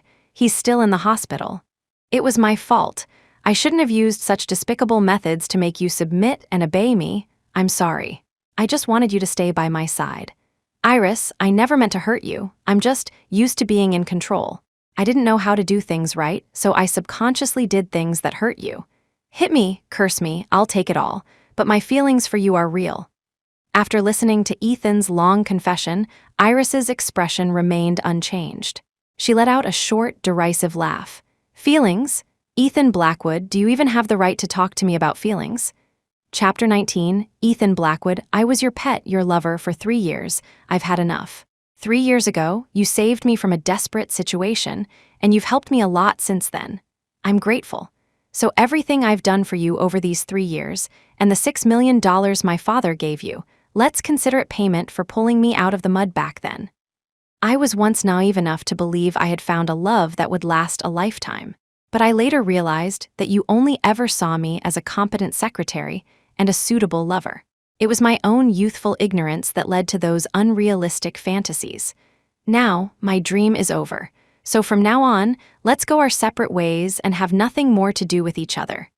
With that, Iris stood up from the swing and walked away without looking back. Ethan stood frozen in place, watching her retreating back. For the first time, he didn't have the courage to chase after her and ask her to stay. Iris followed a small path out of the back garden and saw Julian Kingsley standing by his luxury car, his hands clasped behind his back. She lifted her skirt and walked over. Dad, why did you leave early without telling me? Julian smiled at her. It was getting stuffy in the ballroom, so I came out for some fresh air. It's been a long time since I've attended one of these things. I'm not used to it anymore. Tonight's banquet had been specifically organized for Julian to introduce Iris to the capital's high society. Yet now, both of the evening's protagonists had left early. Iris felt a little worried. Dad, as the hosts, isn't it bad for us to leave early? Maybe I should go back and entertain the guests. We can't have people thinking the Kingsley family has no manners. Looking at his thoughtful daughter, Julian felt a wave of emotion. He gently brushed a stray hair from her face. No need. Let's go home. My daughter doesn't need to bow to anyone. Iris looked at her father, her eyes welling up. Was this what it felt like to have family backing you up? In the past, she had been all alone and had instinctively tried to please others to avoid trouble. But now that she was back with the Kingsley family, back with her father, he was telling her she didn't need to care about anyone's opinion. That's right. This was how it was supposed to be. On the way back to the Kingsley estate, Julian noticed Iris's somber expression and immediately understood that she must have had an unpleasant encounter with Ethan. He looked at her and couldn't help but say, Iris, you're my only daughter. You can tell me anything. Iris looked at her father and took his hand. Dad, I'm fine. If you really can't let go of your anger toward Ethan Blackwood, it wouldn't be hard for me to step in and make him suffer a little. Hearing this, Iris's eyes widened. She couldn't believe that such a childish statement could come from the mouth of Julian Kingsley, the man who controlled a business empire. Chapter 20, Iris waved her hands, quickly refusing. No, Dad, that's not necessary. Ethan can be overbearing, but he's not an evil person. I just feel like I was so foolish before to have stayed by his side for 3 years before finally waking up. Julian looked at Iris and sighed. Iris, you still love him, don't you? You're your mother and father's daughter. You love just like we do, stubbornly and for a long time. I know that even though you can't forgive him right now, it's also very hard for you to completely let him go. Iris didn't speak, which was a silent admission. Julian gently stroked her hair. Iris, no matter what you decide, I will support you. Actually, if you really can't let him go, it's not impossible for you to be with him. After all, the Blackwood family and our Kingsley family are, more or less, social equals. Though he said that, Iris had a faint feeling that her father still looked down on the Blackwood family a little. Sometimes, Iris thought that life was truly strange. During her years with Ethan, what she had longed for most was a status that would make her his equal, so they could be together openly. After all, the Blackwood family would never let an orphan marry in and become Mrs. Blackwood. Their relationship could only ever exist in the shadows. But now that she had the status to be his equal, she no longer wanted to be with him forever. Julian continued. Although that rascal Ethan has learned all of his father's bad habits under his influence, he's not completely rotten. He's just been heavily influenced by his upbringing, which left him with little understanding of what love is or how to express it. His father is an extremely domineering man who was very strict with him from a young age, adhering to a spare the rod, spoil the child philosophy. He was constantly berating or hitting Ethan. Now that the old man is older and has taken a step back, his domineering nature is still there. So Ethan's marriage was never his to decide. It's possible that in his mind, he never equated marriage with love. Perhaps Ethan's understanding of love is just keeping you by his side, letting his guard down around you, and providing you with material things. Iris, you two must have had some good memories over the past 3 years, right? Ethan may be overbearing and have a sharp tongue, but if he were truly a heartless monster, my precious daughter wouldn't have put up with him for 3 years, right? At first, Iris thought her father's words made some sense. But as he continued, she felt something was off. Hearing Julian defend Ethan so vehemently, she almost wondered what kind of spell Ethan had cast on him. Iris couldn't help but tease, Dad, what did Ethan Blackwood give you to make you speak up for him like this? Chapter 21, Julian choked for a moment, too embarrassed to admit that he had just given Ethan a thorough tongue lashing 20 minutes ago. He cleared his throat. I am Julian Kingsley, the richest man in the capital. How could I be swayed by a bribe from a mere Ethan Blackwood? Besides, what could he possibly bribe me with? Seeing you two like this, I can't help but be reminded of when your mother and I used to fight. Back then, if just one of us had been willing to back down first, maybe things wouldn't have ended up this way. Iris was taken aback. She couldn't help but remember what Ethan had said earlier, that he had no ill intentions, that he just wanted her to back down. Thinking of her parents' tragic end, Iris's heart wavered slightly. She bit her lip. I understand, Dad. I'll think about it carefully. Retired and idle at home, Theodore Blackwood SR spent his days feeding his birds and cats, drinking tea, and reading the newspaper, rarely meddling in outside affairs. But today, he had received a rumor from somewhere that Ethan had angered Julian Kingsley at the banquet. Theodore flew into a rage and immediately called Ethan, summoning him to the old Blackwood estate. Ethan had never dared to defy his domineering father. Thinking of this, he felt a wave of frustration. He was the heir to the Blackwood family, born with a silver spoon in his mouth. Growing up, he had rarely been scolded. It was always him scolding others. But tonight, he had been chewed out by Julian and Iris, and now he had to face his father's wrath. And all 3 of them were people he could only grit his teeth and take it from. Ethan felt he must have been having a run of bad luck lately. The moment he stepped into the old estate, he heard his father's furious roar. Ethan Blackwood, you brat. I sent you to that banquet to apologize to your elders, but not only did you not apologize, you managed to piss off Mr. Kingsley. You idiot, I've told you before, you can mess with anyone in the capital, but you do not mess with Julian Kingsley. And you not only offended him, but you made him lose his temper. Where did all the manners I taught you go? I swear, you've been getting out of control lately. Think no one can handle you anymore. So a woman ran off, and you've been acting like a madman for half a month, and now you've taken your drama to the Kingsleys' banquet. Starting today, you will stay here at the estate and reflect on your actions. You're not going anywhere. Ethan had just walked in, and his father's shouting was already giving him a headache. He rubbed his ears and complained, "Dad, you seem to be in high spirits. You've got your old fire back. You don't look sick at all." Theodore shot him a glare, took a sip of strong tea from the coffee table, and snapped, "Don't you try to change the subject, boy. If what you did tonight jeopardizes the upcoming partnership between Blackwood and Kingsley, I won't forgive you. Now, tell me, what stupid thing did you do to make even Julian Kingsley angry? Let's see how we can fix this." Ethan paused for a moment before saying, "Dad, the secretary who ran off, she's Uncle Julian's long-lost daughter." "What did you say?" Chapter 22, it took Theodore Blackwood Sr. a long moment to process what Ethan had said.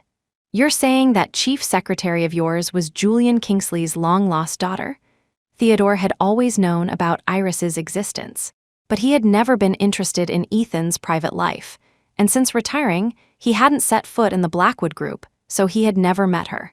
In recent years, his interactions with Ethan had mostly been about business or his relentless attempts to set him up on blind dates. In Theodore's view, a woman with no background like Iris was fine for Ethan to play with, but bringing her home as his wife was out of the question. The main issue was that Theodore had never realized Ethan's feelings for Iris were genuine. He had assumed it was just a fling, which was why he had continued to arrange one blind date after another. He never would have guessed that Ethan had actually fallen in love, and that he would go on a 2-week rampage after she left, throwing the entire capital into chaos. And now, Ethan was telling him that this woman was Julian Kingsley's long-lost daughter. What a mess. Theodore couldn't help but rub his forehead. "Well, now that you've found her, just win her back, can't you? The issue of social status is gone now. If you can marry Julian Kingsley's daughter, I'd be thrilled." Ethan shot his father a look. "You have the nerve to say that, Dad. If you hadn't been forcing me to go on all those blind dates for years, she wouldn't have left me." Hearing this nonsense, Theodore couldn't resist kicking Ethan. "You brat, blaming me for your own mistakes. If you had treated her so wonderfully, would she have left you without a second thought?" Ethan knew he was in the wrong. "Dad, since you love arranging marriages for me so much, why don't you step in and arrange one with the Kingsley family? I promise I won't mess around this time. I'll get married properly." Theodore glared at him. "Don't even think about it. Julian Kingsley is notoriously overprotective. You broke his daughter's heart, and you're lucky he hasn't come after you yet, and you want to marry her. He'd marry his daughter to a beggar on the street before he'd marry her to you." Ethan fell silent, inwardly grumbling. With his handsome looks, was he really worse than a beggar? Theodore finally put 2 and 2 together. "So, the reason Julian got into an argument with you at the banquet was because he found out about you and his daughter?" Ethan nodded. "Although, could you really call that an argument? It was more like his future father-in-law pointing at his nose and yelling at him. Knowing that Iris was safe and sound with the Kingsley family, a weight lifted from Ethan's shoulders. But the thought of her wanting to cut all ties with him still infuriated him. Over the past 2 weeks, Ethan's temper hadn't been as explosive as before, but it was still unpredictable, keeping his assistant, Leo Carter, on edge. Ethan looked at the subpar proposals submitted by the department heads, feeling a throbbing in his temples. "Did you write these proposals with your feet? Why is the quality so much worse than a month ago? It's only September. Are you all already thinking about your New Year's vacation? If this continues, you won't have to wait for the new year. The whole company can go bankrupt." No one in the conference room dared to breathe. Ethan's gaze shifted to Leo Carter, who was sitting to his left. Leo had no choice but to speak up. "Mr. Blackwood, everyone has been working hard. It's just that the proposals you saw before were all reviewed by Miss Thorne." Chapter 23. In the past, Miss Thorne would collect everyone's proposals the night before a meeting. She would review them and provide specific feedback for revisions. Everyone would then make the changes she suggested before submitting them to you. That's why you felt that the previous proposals had no major flaws. But now that Miss Thorne is gone, There's no one in the secretarial office who can handle that task, so the proposals have more oversights. Ethan was stunned. He had no idea Iris had been doing so much for him behind the scenes. Of course, after being with him for so long, Iris knew all his preferences. Any proposal that passed through her hands would naturally have no major issues he could pick at. At this thought, Ethan's brow furrowed. Even so, that's no excuse for producing work like this. Will the company stop functioning without Miss Thorne? After she trained you all for so long, you still have the nerve to submit proposals like these. She was only at Blackwood for less than 3 years. What about you? Many of you have been here longer than her. Why can't you do as well as she did? And the secretarial office, more than half of you were trained personally by Miss Thorne. How did you not learn a single thing from her? His gaze fell on Fifi White at the end of the conference table, and Ethan remembered something, frowning deeply. Fifi White, when I told you to take over from Miss Thorne, didn't I tell you to learn from her properly? As far as I know, she didn't hold anything back. She taught you everything. How much have you learned? Are you worthy of the position of chief secretary? Fifi White instantly became the center of attention. All eyes in the conference room turned to her. Under their collective gaze, Fifi's face turned shades of red and white. It was true that Iris hadn't held anything back. She had explained everything to Fifi in detail, even Ethan's most private habits in bed. But Fifi had never intended to do her job properly. Why would she have paid attention to Iris's work-related instructions? As for the things Fifi had carefully memorized, Ethan had never given her the chance to put them into practice. Ever since Iris left, Fifi no longer had free access to the CEO's office. In fact, Ethan seemed annoyed just by the sight of her. Although he hadn't officially stripped her of her chief secretary title, she was essentially powerless. Before Fifi could defend herself, Ethan tapped his finger on the conference table and announced, "Fifi White, since you can't handle the role of chief secretary, don't bother coming to work starting tomorrow.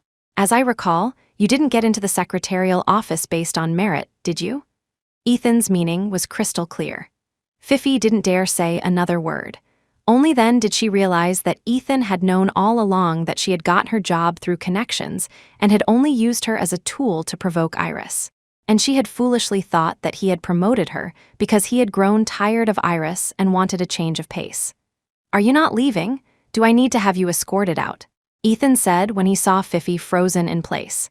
The looks directed at Fifi were a mixture of pity, sympathy, and schadenfreude.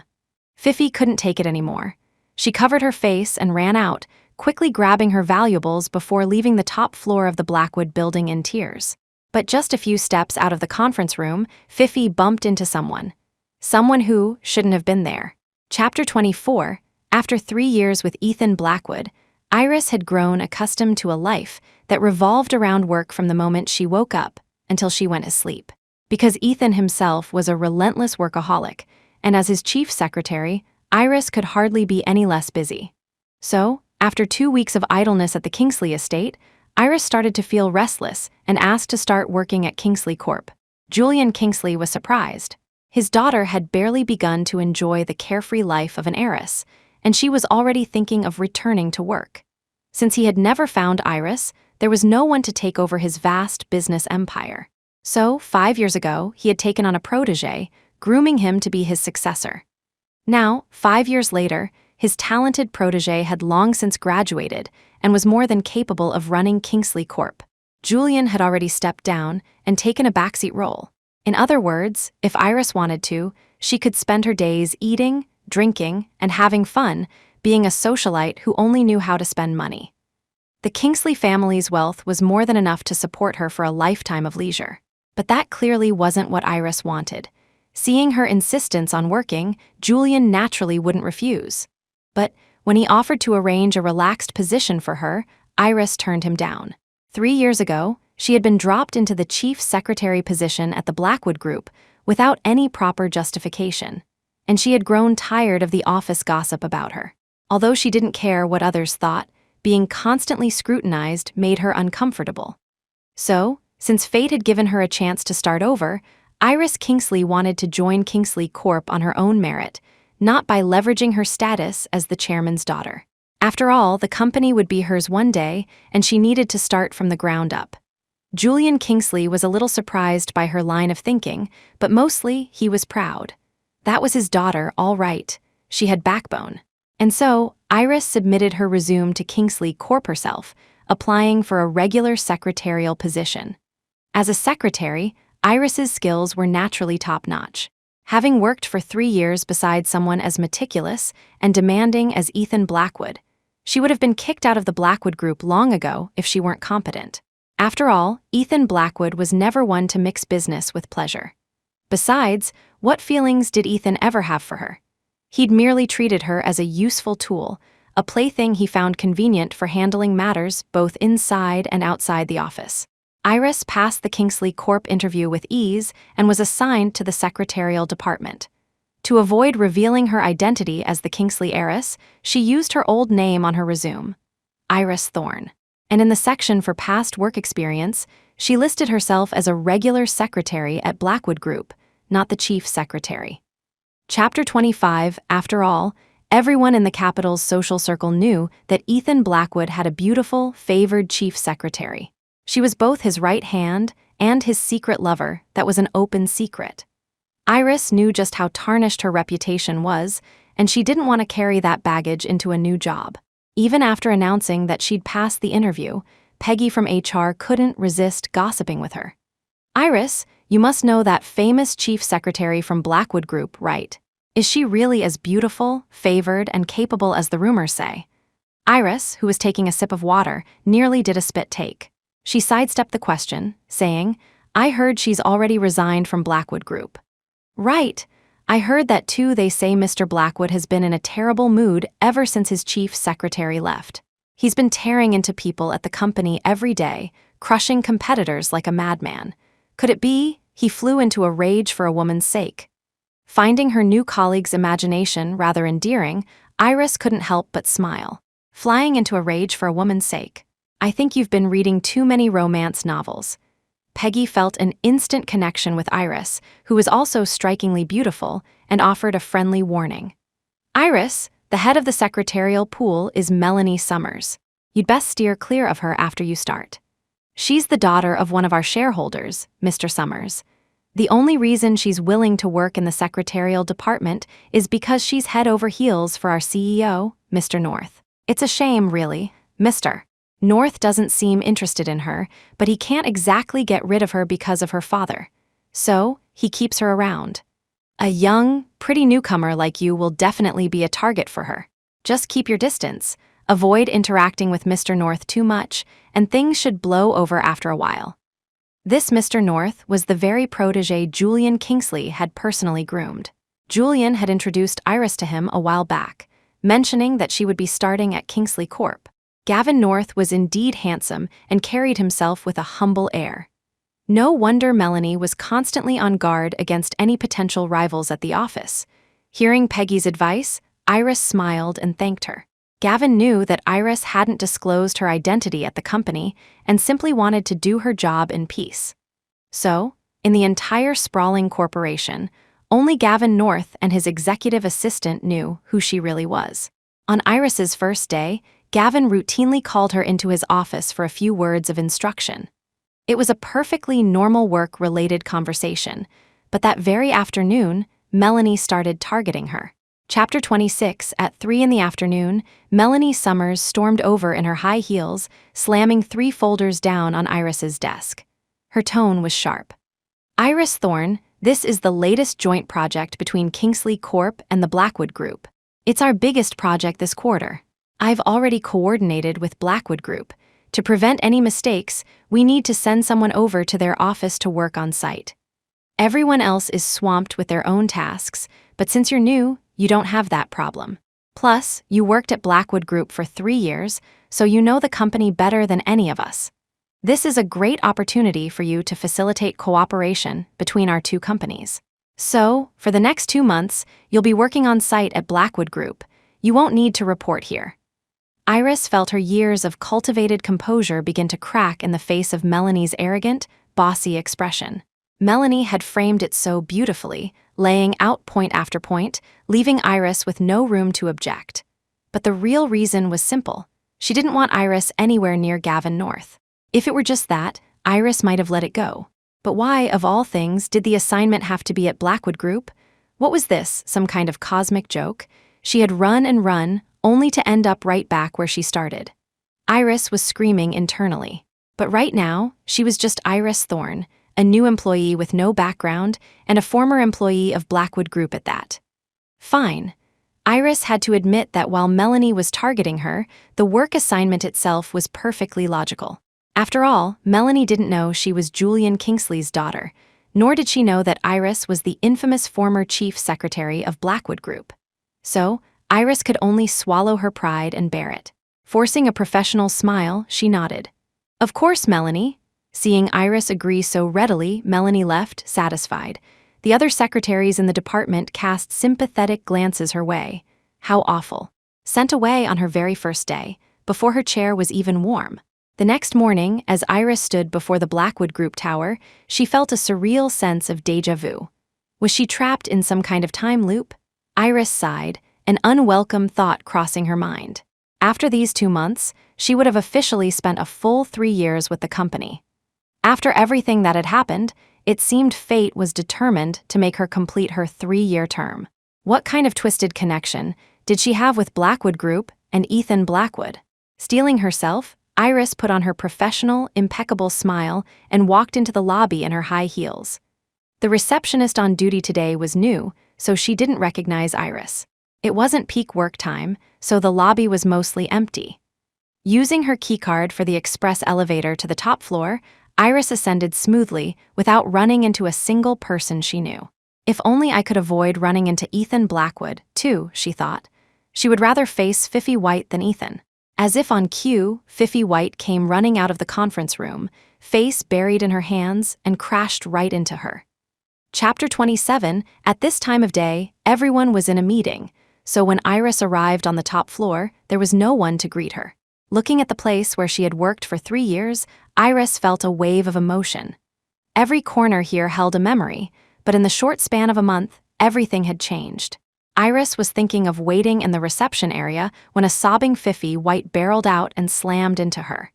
Iris was confused. Ethan had been doting on Fifi lately, the two of them seemingly inseparable. Why was Fifi running out of the conference room in tears? With Fifi's usual proud and aggressive demeanor, who could possibly have made her cry? But Fifi hadn't bumped into her on purpose. She hadn't expected to see a stranger on the top floor while everyone was in a meeting and hadn't been watching where she was going. She was about to apologize when she realized the person she had run into was Iris. Fifi's eyes went wide, and for a moment she forgot to cry. What is she doing here? Didn't they say Ethan looked for her for half a month and couldn't find her? Am I seeing a ghost? Fifi covered her mouth, stunned. Iris Thorne? Yes, it's me, Iris nodded.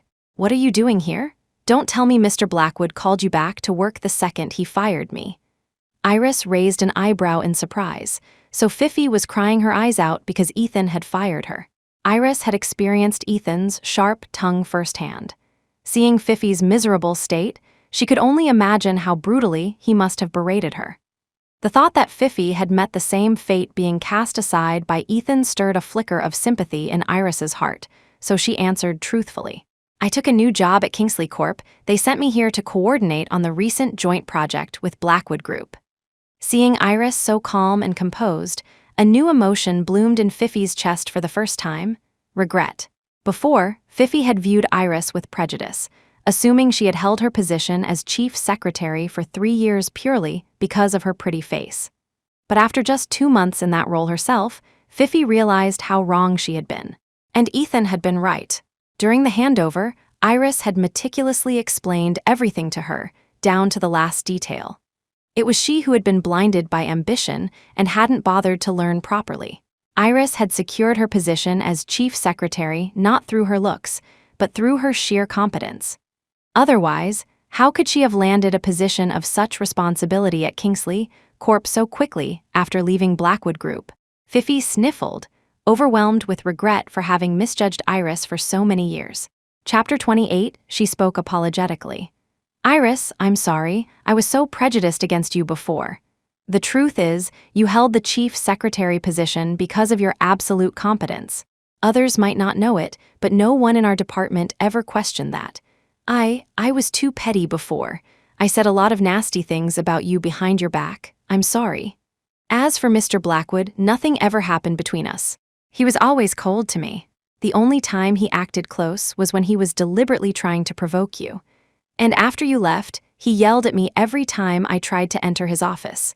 Eventually, I stopped trying to go in there alone. That day, I had someone lock you in the cold storage. That was wrong of me. Mr. Blackwood actually came looking for you, but I lied and said you were on your period and had gone to the restroom. That's why he gave up. I used to have all these unrealistic fantasies about him, but now I see I was wrong all along. Mr. Blackwood isn't interested in whoever holds the chief secretary title. The person he likes has always been you. He likes you, and it has nothing to do with you being his chief secretary. That's why his temper got so much worse after you left. It was because he couldn't find you. Not having you by his side makes him anxious. This was the first time Fifi had ever spoken so calmly and honestly to Iris. The truth was, the past 2 months spent by the volatile Ethan Blackwood's side had been terrifying. Now she truly admired Iris from the bottom of her heart for being able to serve that demanding man for 3 whole years. Iris was stunned by Fifi's confession. After a long pause, all she could manage was, "You take care of yourself." Fifi's voice was quiet, but Ethan's hearing was sharp. Though he couldn't make out her exact words, the buzzing of her voice outside was grating on his nerves. Ethan scowled, let out an irritated tusk, and declared a recess. "Someone go out there and see who Fifi is talking to. Why hasn't she left yet? It's driving me crazy." At his command, Cherry Baker, a junior secretary sitting at the end of the conference table, immediately rushed out. A moment later, a cry of surprise echoed from outside. "Oh my God, the chief, what are you doing here?" There was only one person Cherry ever called the chief. Ethan froze for a second, then strode out of the conference room. Seeing Cherry, who had just emerged from the room, Iris smiled.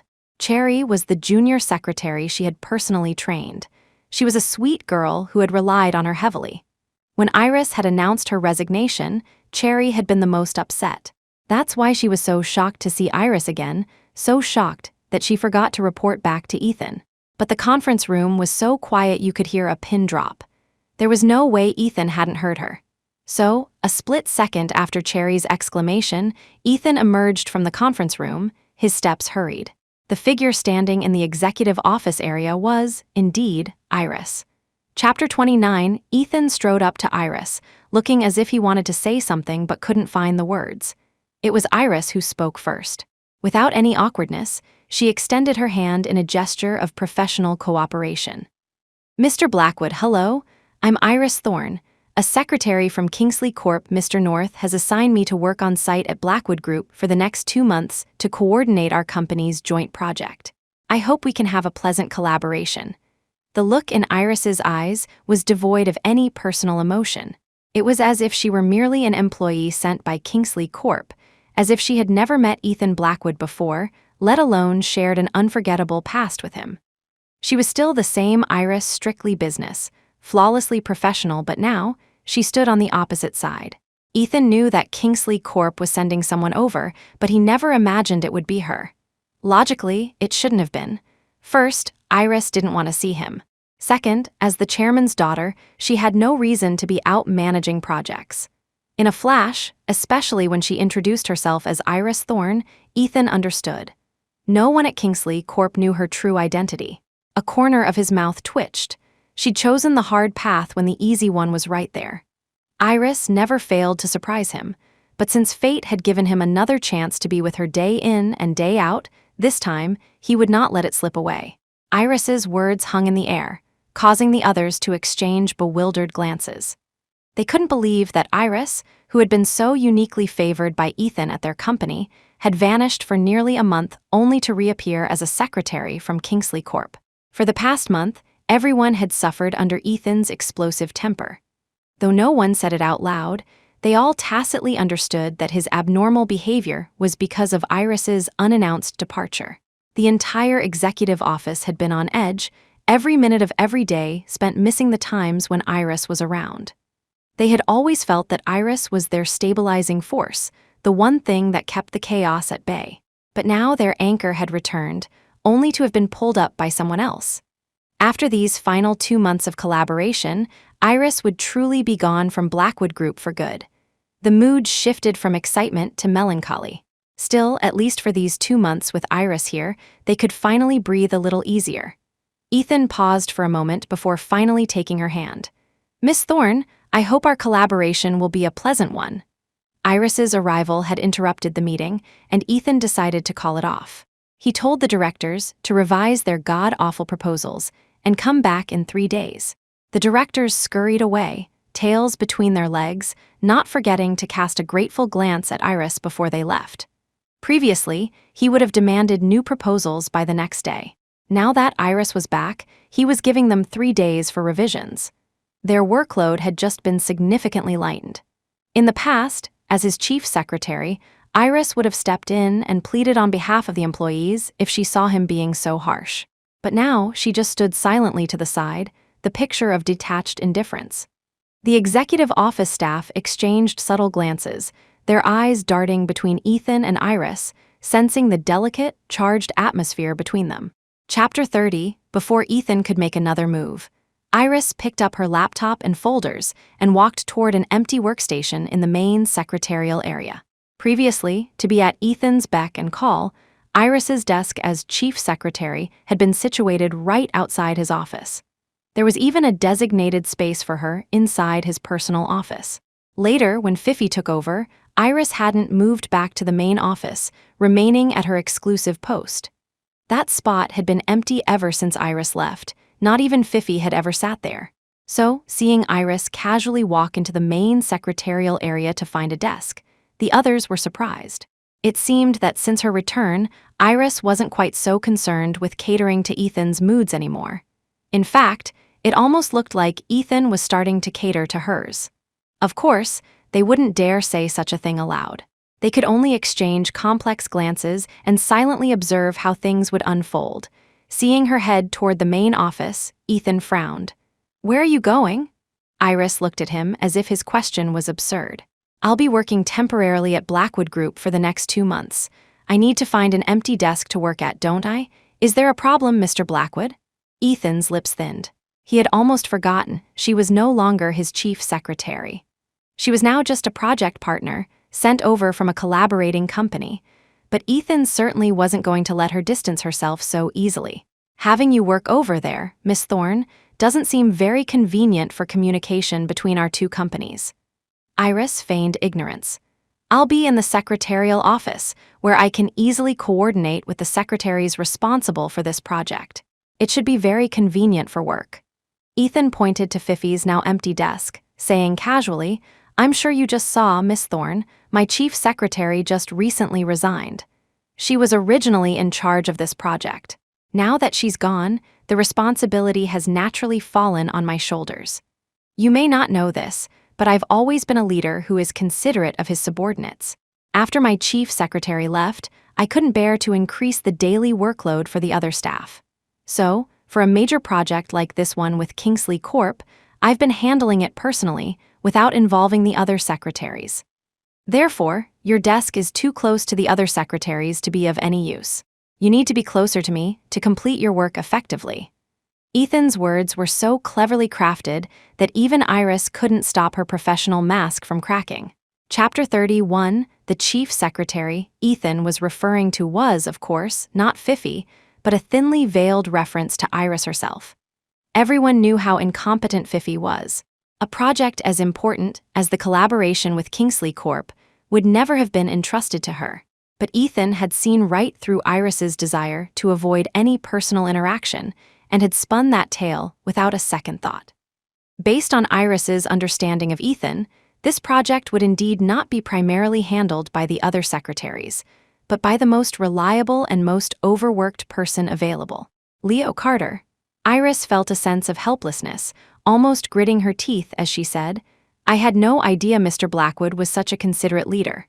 In that case, where do you think I should work?" Seeing her obvious reluctance yet forced compliance, Ethan found it amusing. He pointed to her former, isolated desk. "What do you think of that spot, Miss Thorne? It's closest to my office, convenient for communication." Iris frowned, a feeling of revulsion welling up inside her. It had taken her 3 years to escape that desk. Now, with a new identity, was she really going to be forced back into that same spot? Noticing her hesitation, Ethan raised an eyebrow and remarked casually, "If Miss Thorne still thinks that's too far, I don't mind sharing half of my own desk with you."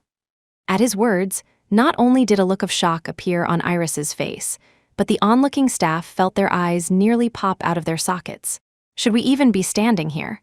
But with the CEO still standing, they couldn't possibly sit down. So they remained, curious and bewildered, with a front row seat to the drama. Iris had no doubt that Ethan was capable of carrying out his threat. She immediately moved her things to the isolated workstation, saying through clenched teeth, "You're too considerate, Mr. Blackwood. I think this spot is perfect." Seeing this, a smirk played on Ethan's lips. Iris was no longer the submissive chief secretary who catered to his every whim. She now showed her emotions openly and would even defy him. Ethan actually found this change quite refreshing. His objective achieved, Ethan was in high spirits. He finally turned his attention to the crowd still gathered around. "Everyone, back to your desks. You've all worked hard this past month. The company's most important project right now is the collaboration with Kingsley Corp, so you can ease up a bit on your other projects. You don't need to rush to submit them to me. I'll let Leo Carter know when they're due. Just coordinate with him on everything."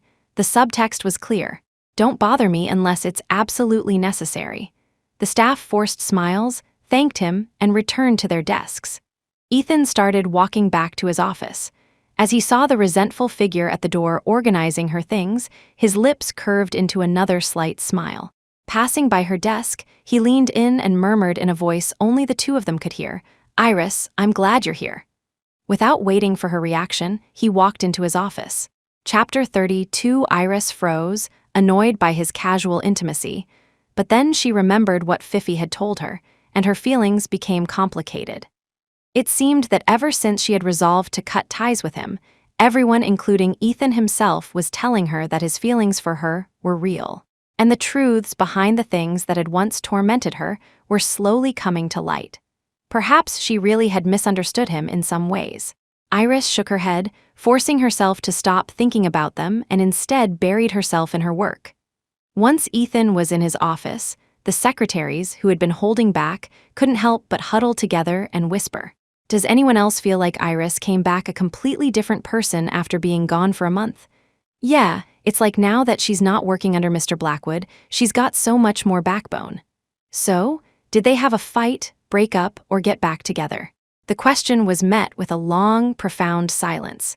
It was a mystery they had absolutely no way of solving.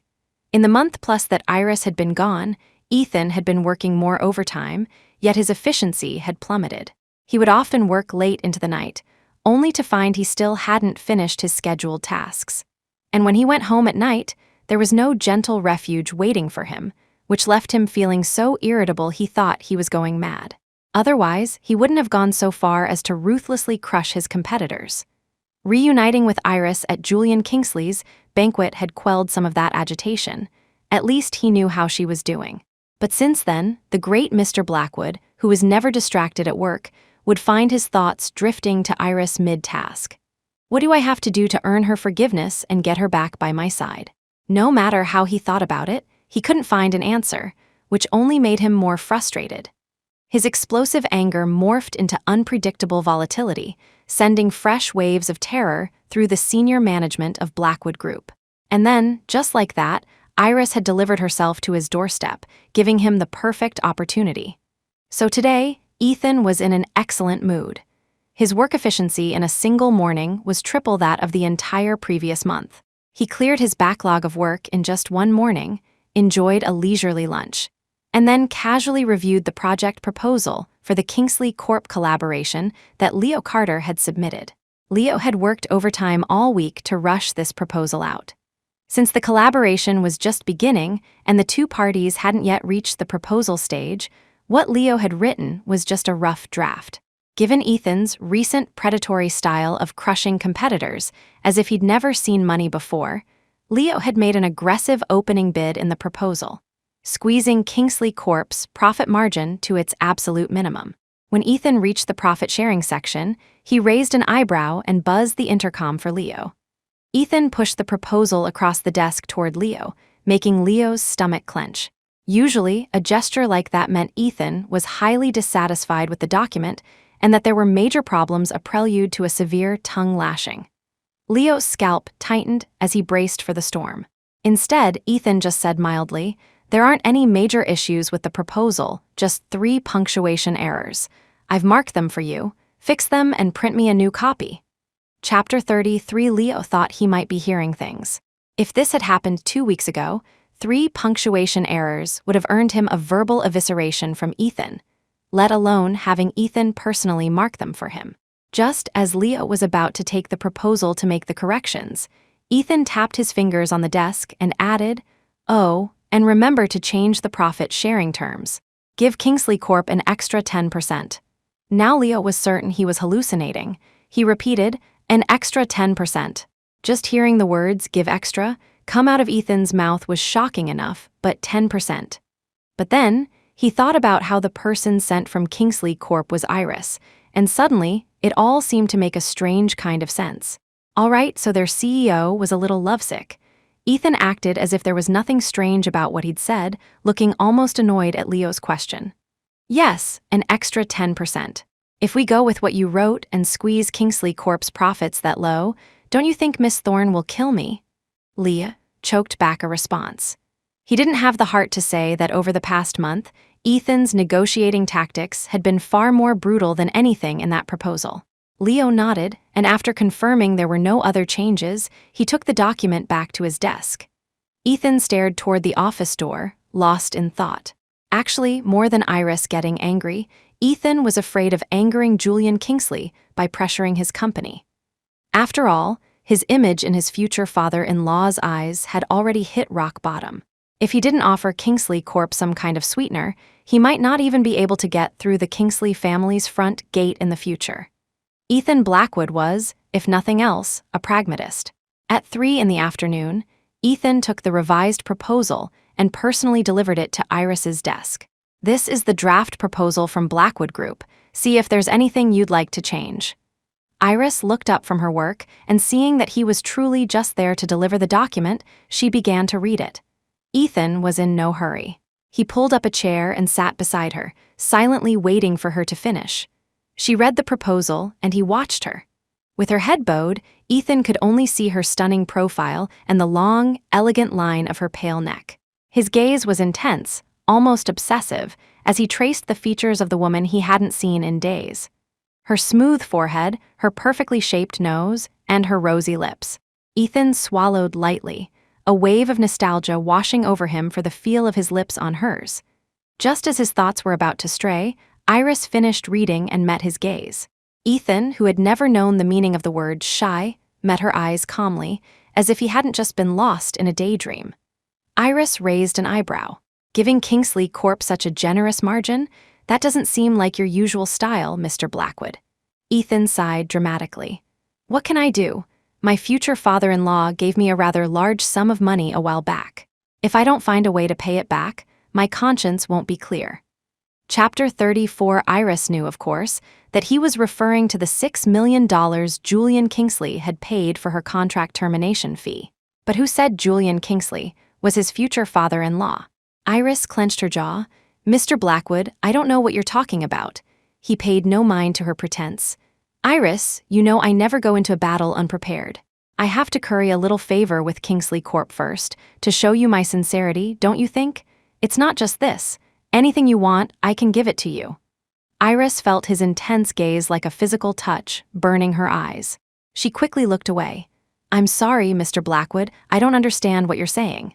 Dissatisfied with her evasion, Ethan straightened up, reached out a long arm, and pulled her office chair toward him, deftly trapping the leg she tried to kick him with. Furious, Iris tried to push him away with her arms, but he caught her wrists, his hand closing around hers, toying with her fingers. The moment their hands touched again, Iris felt a tremor run through her, and the hairs on her arms stood on end. "Ethan Blackwood, what are you doing?" "Let go of me." Ethan made no further move, but he didn't release her either. He just sighed softly. "Iris, this is better. I won't force you, but don't pretend you don't know me, and don't act like nothing ever happened between us. Let's give us another chance, okay?" With that, he released her leg and then, reluctantly, her hand. The instant he let go, Iris shot back, putting distance between them, a chance for them. In truth, the moment she agreed to work at Blackwood Group, she had already given them that chance. Seeing her press her lips together without a word, Ethan couldn't help but explain himself further. Iris, about Fifi and me, I'm sure she's already told you everything. I admit, it was wrong of me to use her to make you angry, but at the time, I honestly thought it was the best way to get a reaction. Iris, you know me. I'm used to being aggressive and controlling. I don't know how to yield to someone, I only know how to force others to yield to me. But I like you, so I'm willing to learn how to yield to you, to be softer. It's just that I'm a slow learner, and after half a month, I still haven't figured it out. Can't you be the bigger person and show me the way? What do I have to do for you to forgive me? His gaze was sincere, as if he were genuinely seeking knowledge. Ever since their last encounter at the banquet, Ethan had sent someone to the Kingsley estate every day with flowers for Iris, but to no effect. She refused every delivery. As for the other gifts he sent, she wanted them even less. Julian Kingsley had been right. As brilliant as Ethan was in business, he was clueless in love. His idea of showing affection was to provide the best material things. Ethan had no idea how to win a woman's heart. After all, he'd never needed to before. He had even gone to his good-for-nothing friends for advice on how to win Iris back. Unfortunately, his friends were, one after another, completely useless. Only one of them, who had married young and was blissfully happy, listened to all their ridiculous suggestions, took a sip of his drink, and with the quiet smile of a man who had mastered the art, offered Ethan a single piece of advice. Chapter 35, Sincerity. It's the only killer move. So, Ethan, treating it as a last-ditch effort, poured out his heart to Iris. Perhaps his friend's advice actually worked. After a long silence, Iris said in an exasperated tone, "How can someone who only knows how to force others to submit not know how to submit to others? Fine. How did you want me to make amends back then so you wouldn't be angry?" Ethan paused, then asked, "Do you really want to know?" Iris nodded. Then, taking advantage of her momentary distraction, Ethan leaned in swiftly and pressed a light, fleeting kiss on her lips. He pulled back just as quickly. Looking at Iris's stunned expression, he said with an air of innocence, "Naturally, I would have wanted you to do this." Iris's eyes widened, her mind still catching up, but she also found, to her own surprise, that she wasn't as repulsed by his touch as she had expected. After all, she had indeed misunderstood him about some things. Iris pressed a hand to her forehead, feeling a storm of emotions. She decided to drop the subject for now, because she didn't even know what she wanted him to do for her. Changing the topic, Iris pushed the proposal back toward him, her expression all business. "The proposal is mostly fine, but there's one clause I'd like to amend." Ethan didn't look at the document, his eyes were fixed on her face.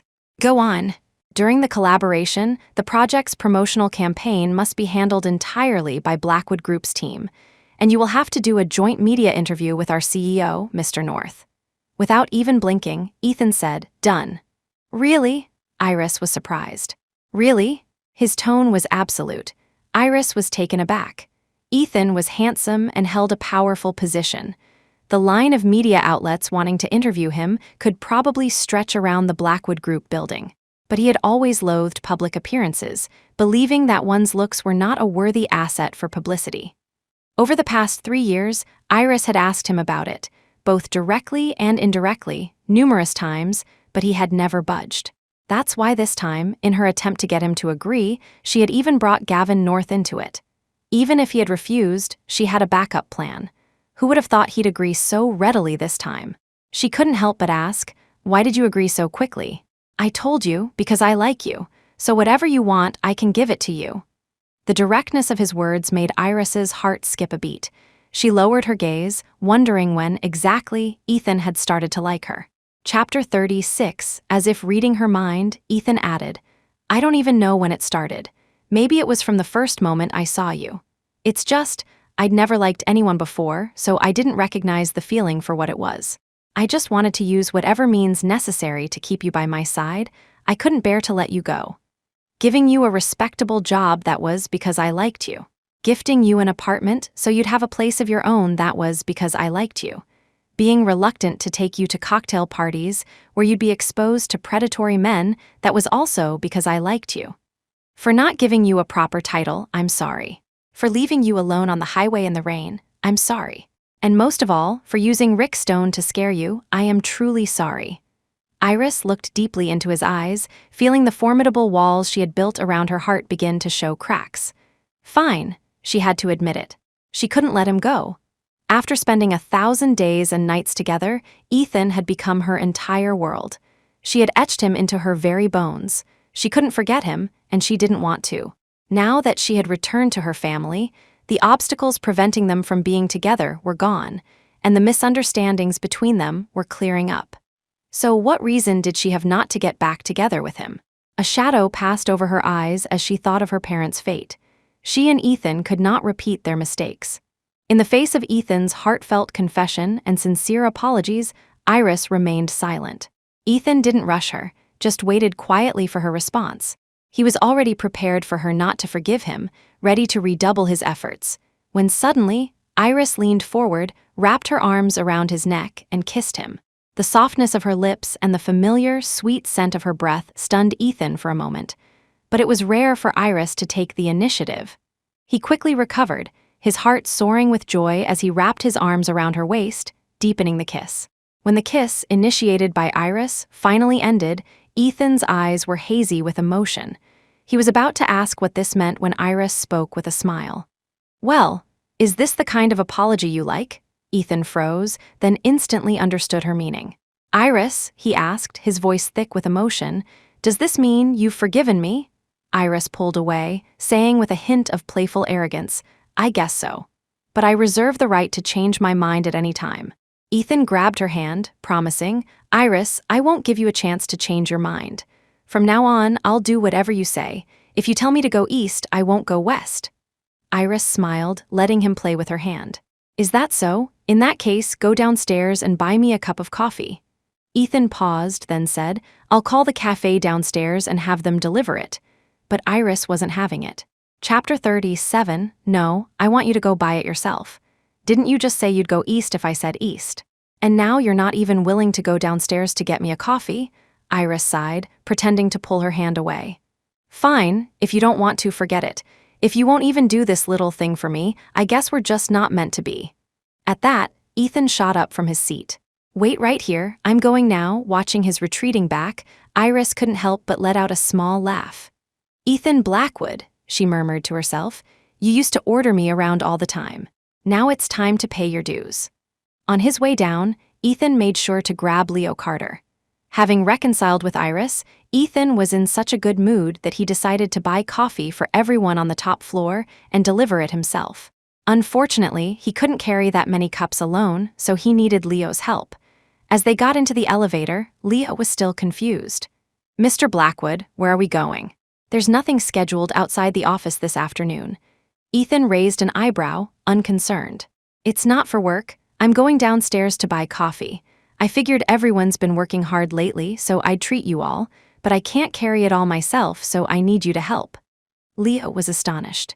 "Mr. Blackwood, if you want coffee, you just have to tell me. I can have the cafe deliver it. Why go yourself?" "It's fine," Ethan said dismissively. "It's good to get up and walk around after sitting for so long. Oh, and post in the group chat. Get everyone's order.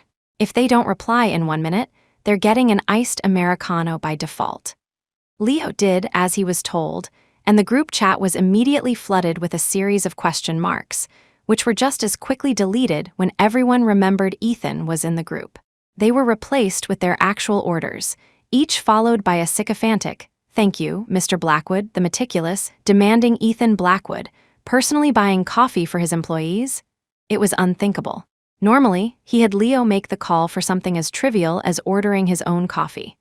The consensus in the executive office was that Ethan must be sick to be acting so out of character. In their private group chat, the one without Ethan, speculation ran wild as they tried to figure out the reason for his strange behavior. Finally, they reached a unanimous conclusion. It was because Iris wanted coffee, and they were all just basking in her reflected glory. In that moment, Iris's already lofty image in their minds grew even taller.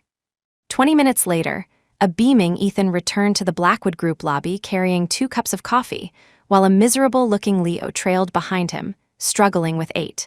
On the way, employees greeted them. Normally, Ethan would have ignored them, but today he actually nodded in acknowledgement, stunning everyone. Walking beside Ethan, Leo could feel the waves of happiness radiating from him. It wasn't hard to guess that Ethan's strange behavior was all because of Iris. And Leo had to admit, he would rather deal with a disturbingly cheerful Ethan than the raging tyrant of the past month. After all, not everyone was Iris, possessing the superpower to soothe the savage beast. Chapter 38. When Ethan and Leo returned to the top floor, the executive office staff swarmed them. Ethan waved a hand in response to the chorus of "Thank you, Mr." Blackwood clutching his coffee, he eagerly went to Iris's desk to show off. "Iris, your favorite flat white, I got it for you." Iris raised an eyebrow, a little surprised that he remembered her preference. It seemed she really had been stuck in a rut, misinterpreting his feelings for her. There were, in fact, signs of his affection all along, but she deliberately put on a stern face. "But I feel like a latte today." Didn't he used to complain that she was being difficult? Well, now she'd show him what difficult really looked like. She expected to see him speechless, but instead, Ethan immediately placed the other cup he was holding in front of her. It was, indeed, a latte. "Here you go. Your latte, no extra sugar." Iris was stunned, looking at him in surprise. Ethan raised an eyebrow. "Well, pretty smooth, right?" Iris rolled her eyes with a smile, picked up the latte, and took a sip. Ethan naturally took the rejected flat white and opened the lid. "Are you going to ask me why I didn't ask what you wanted first?" Iris nodded. "You knew." "Of course. I told you I really like you. How could I not remember the preferences of the person I like? Besides, I also know that if I didn't put both cups in front of you, you wouldn't know which one you really wanted." Iris was speechless, suddenly wondering if she knew him as well as she thought. How had she never noticed how thoughtful he could be? "Iris, in the past, I was always ordering you around, making you do countless things I could have done myself, but just wanted you to do for me. Maybe it was a little selfish, but that's my way of liking someone, of relying on them. So from now on, I'll also do those things for you, the things you can do yourself, but just want me to do for you." Even later that day, as Ethan drove her back to the Kingsley estate, Iris was still turning his words over in her mind. She had considered the possibility that she might reconcile with Ethan during her 2 months at Blackwood Group, but she never imagined it would happen on the very first day. At the gates of the Kingsley estate, Ethan opened the passenger door for her. Looking at the magnificent estate, a mix of emotions churned within him. "Iris, can you put in a good word for me with your dad?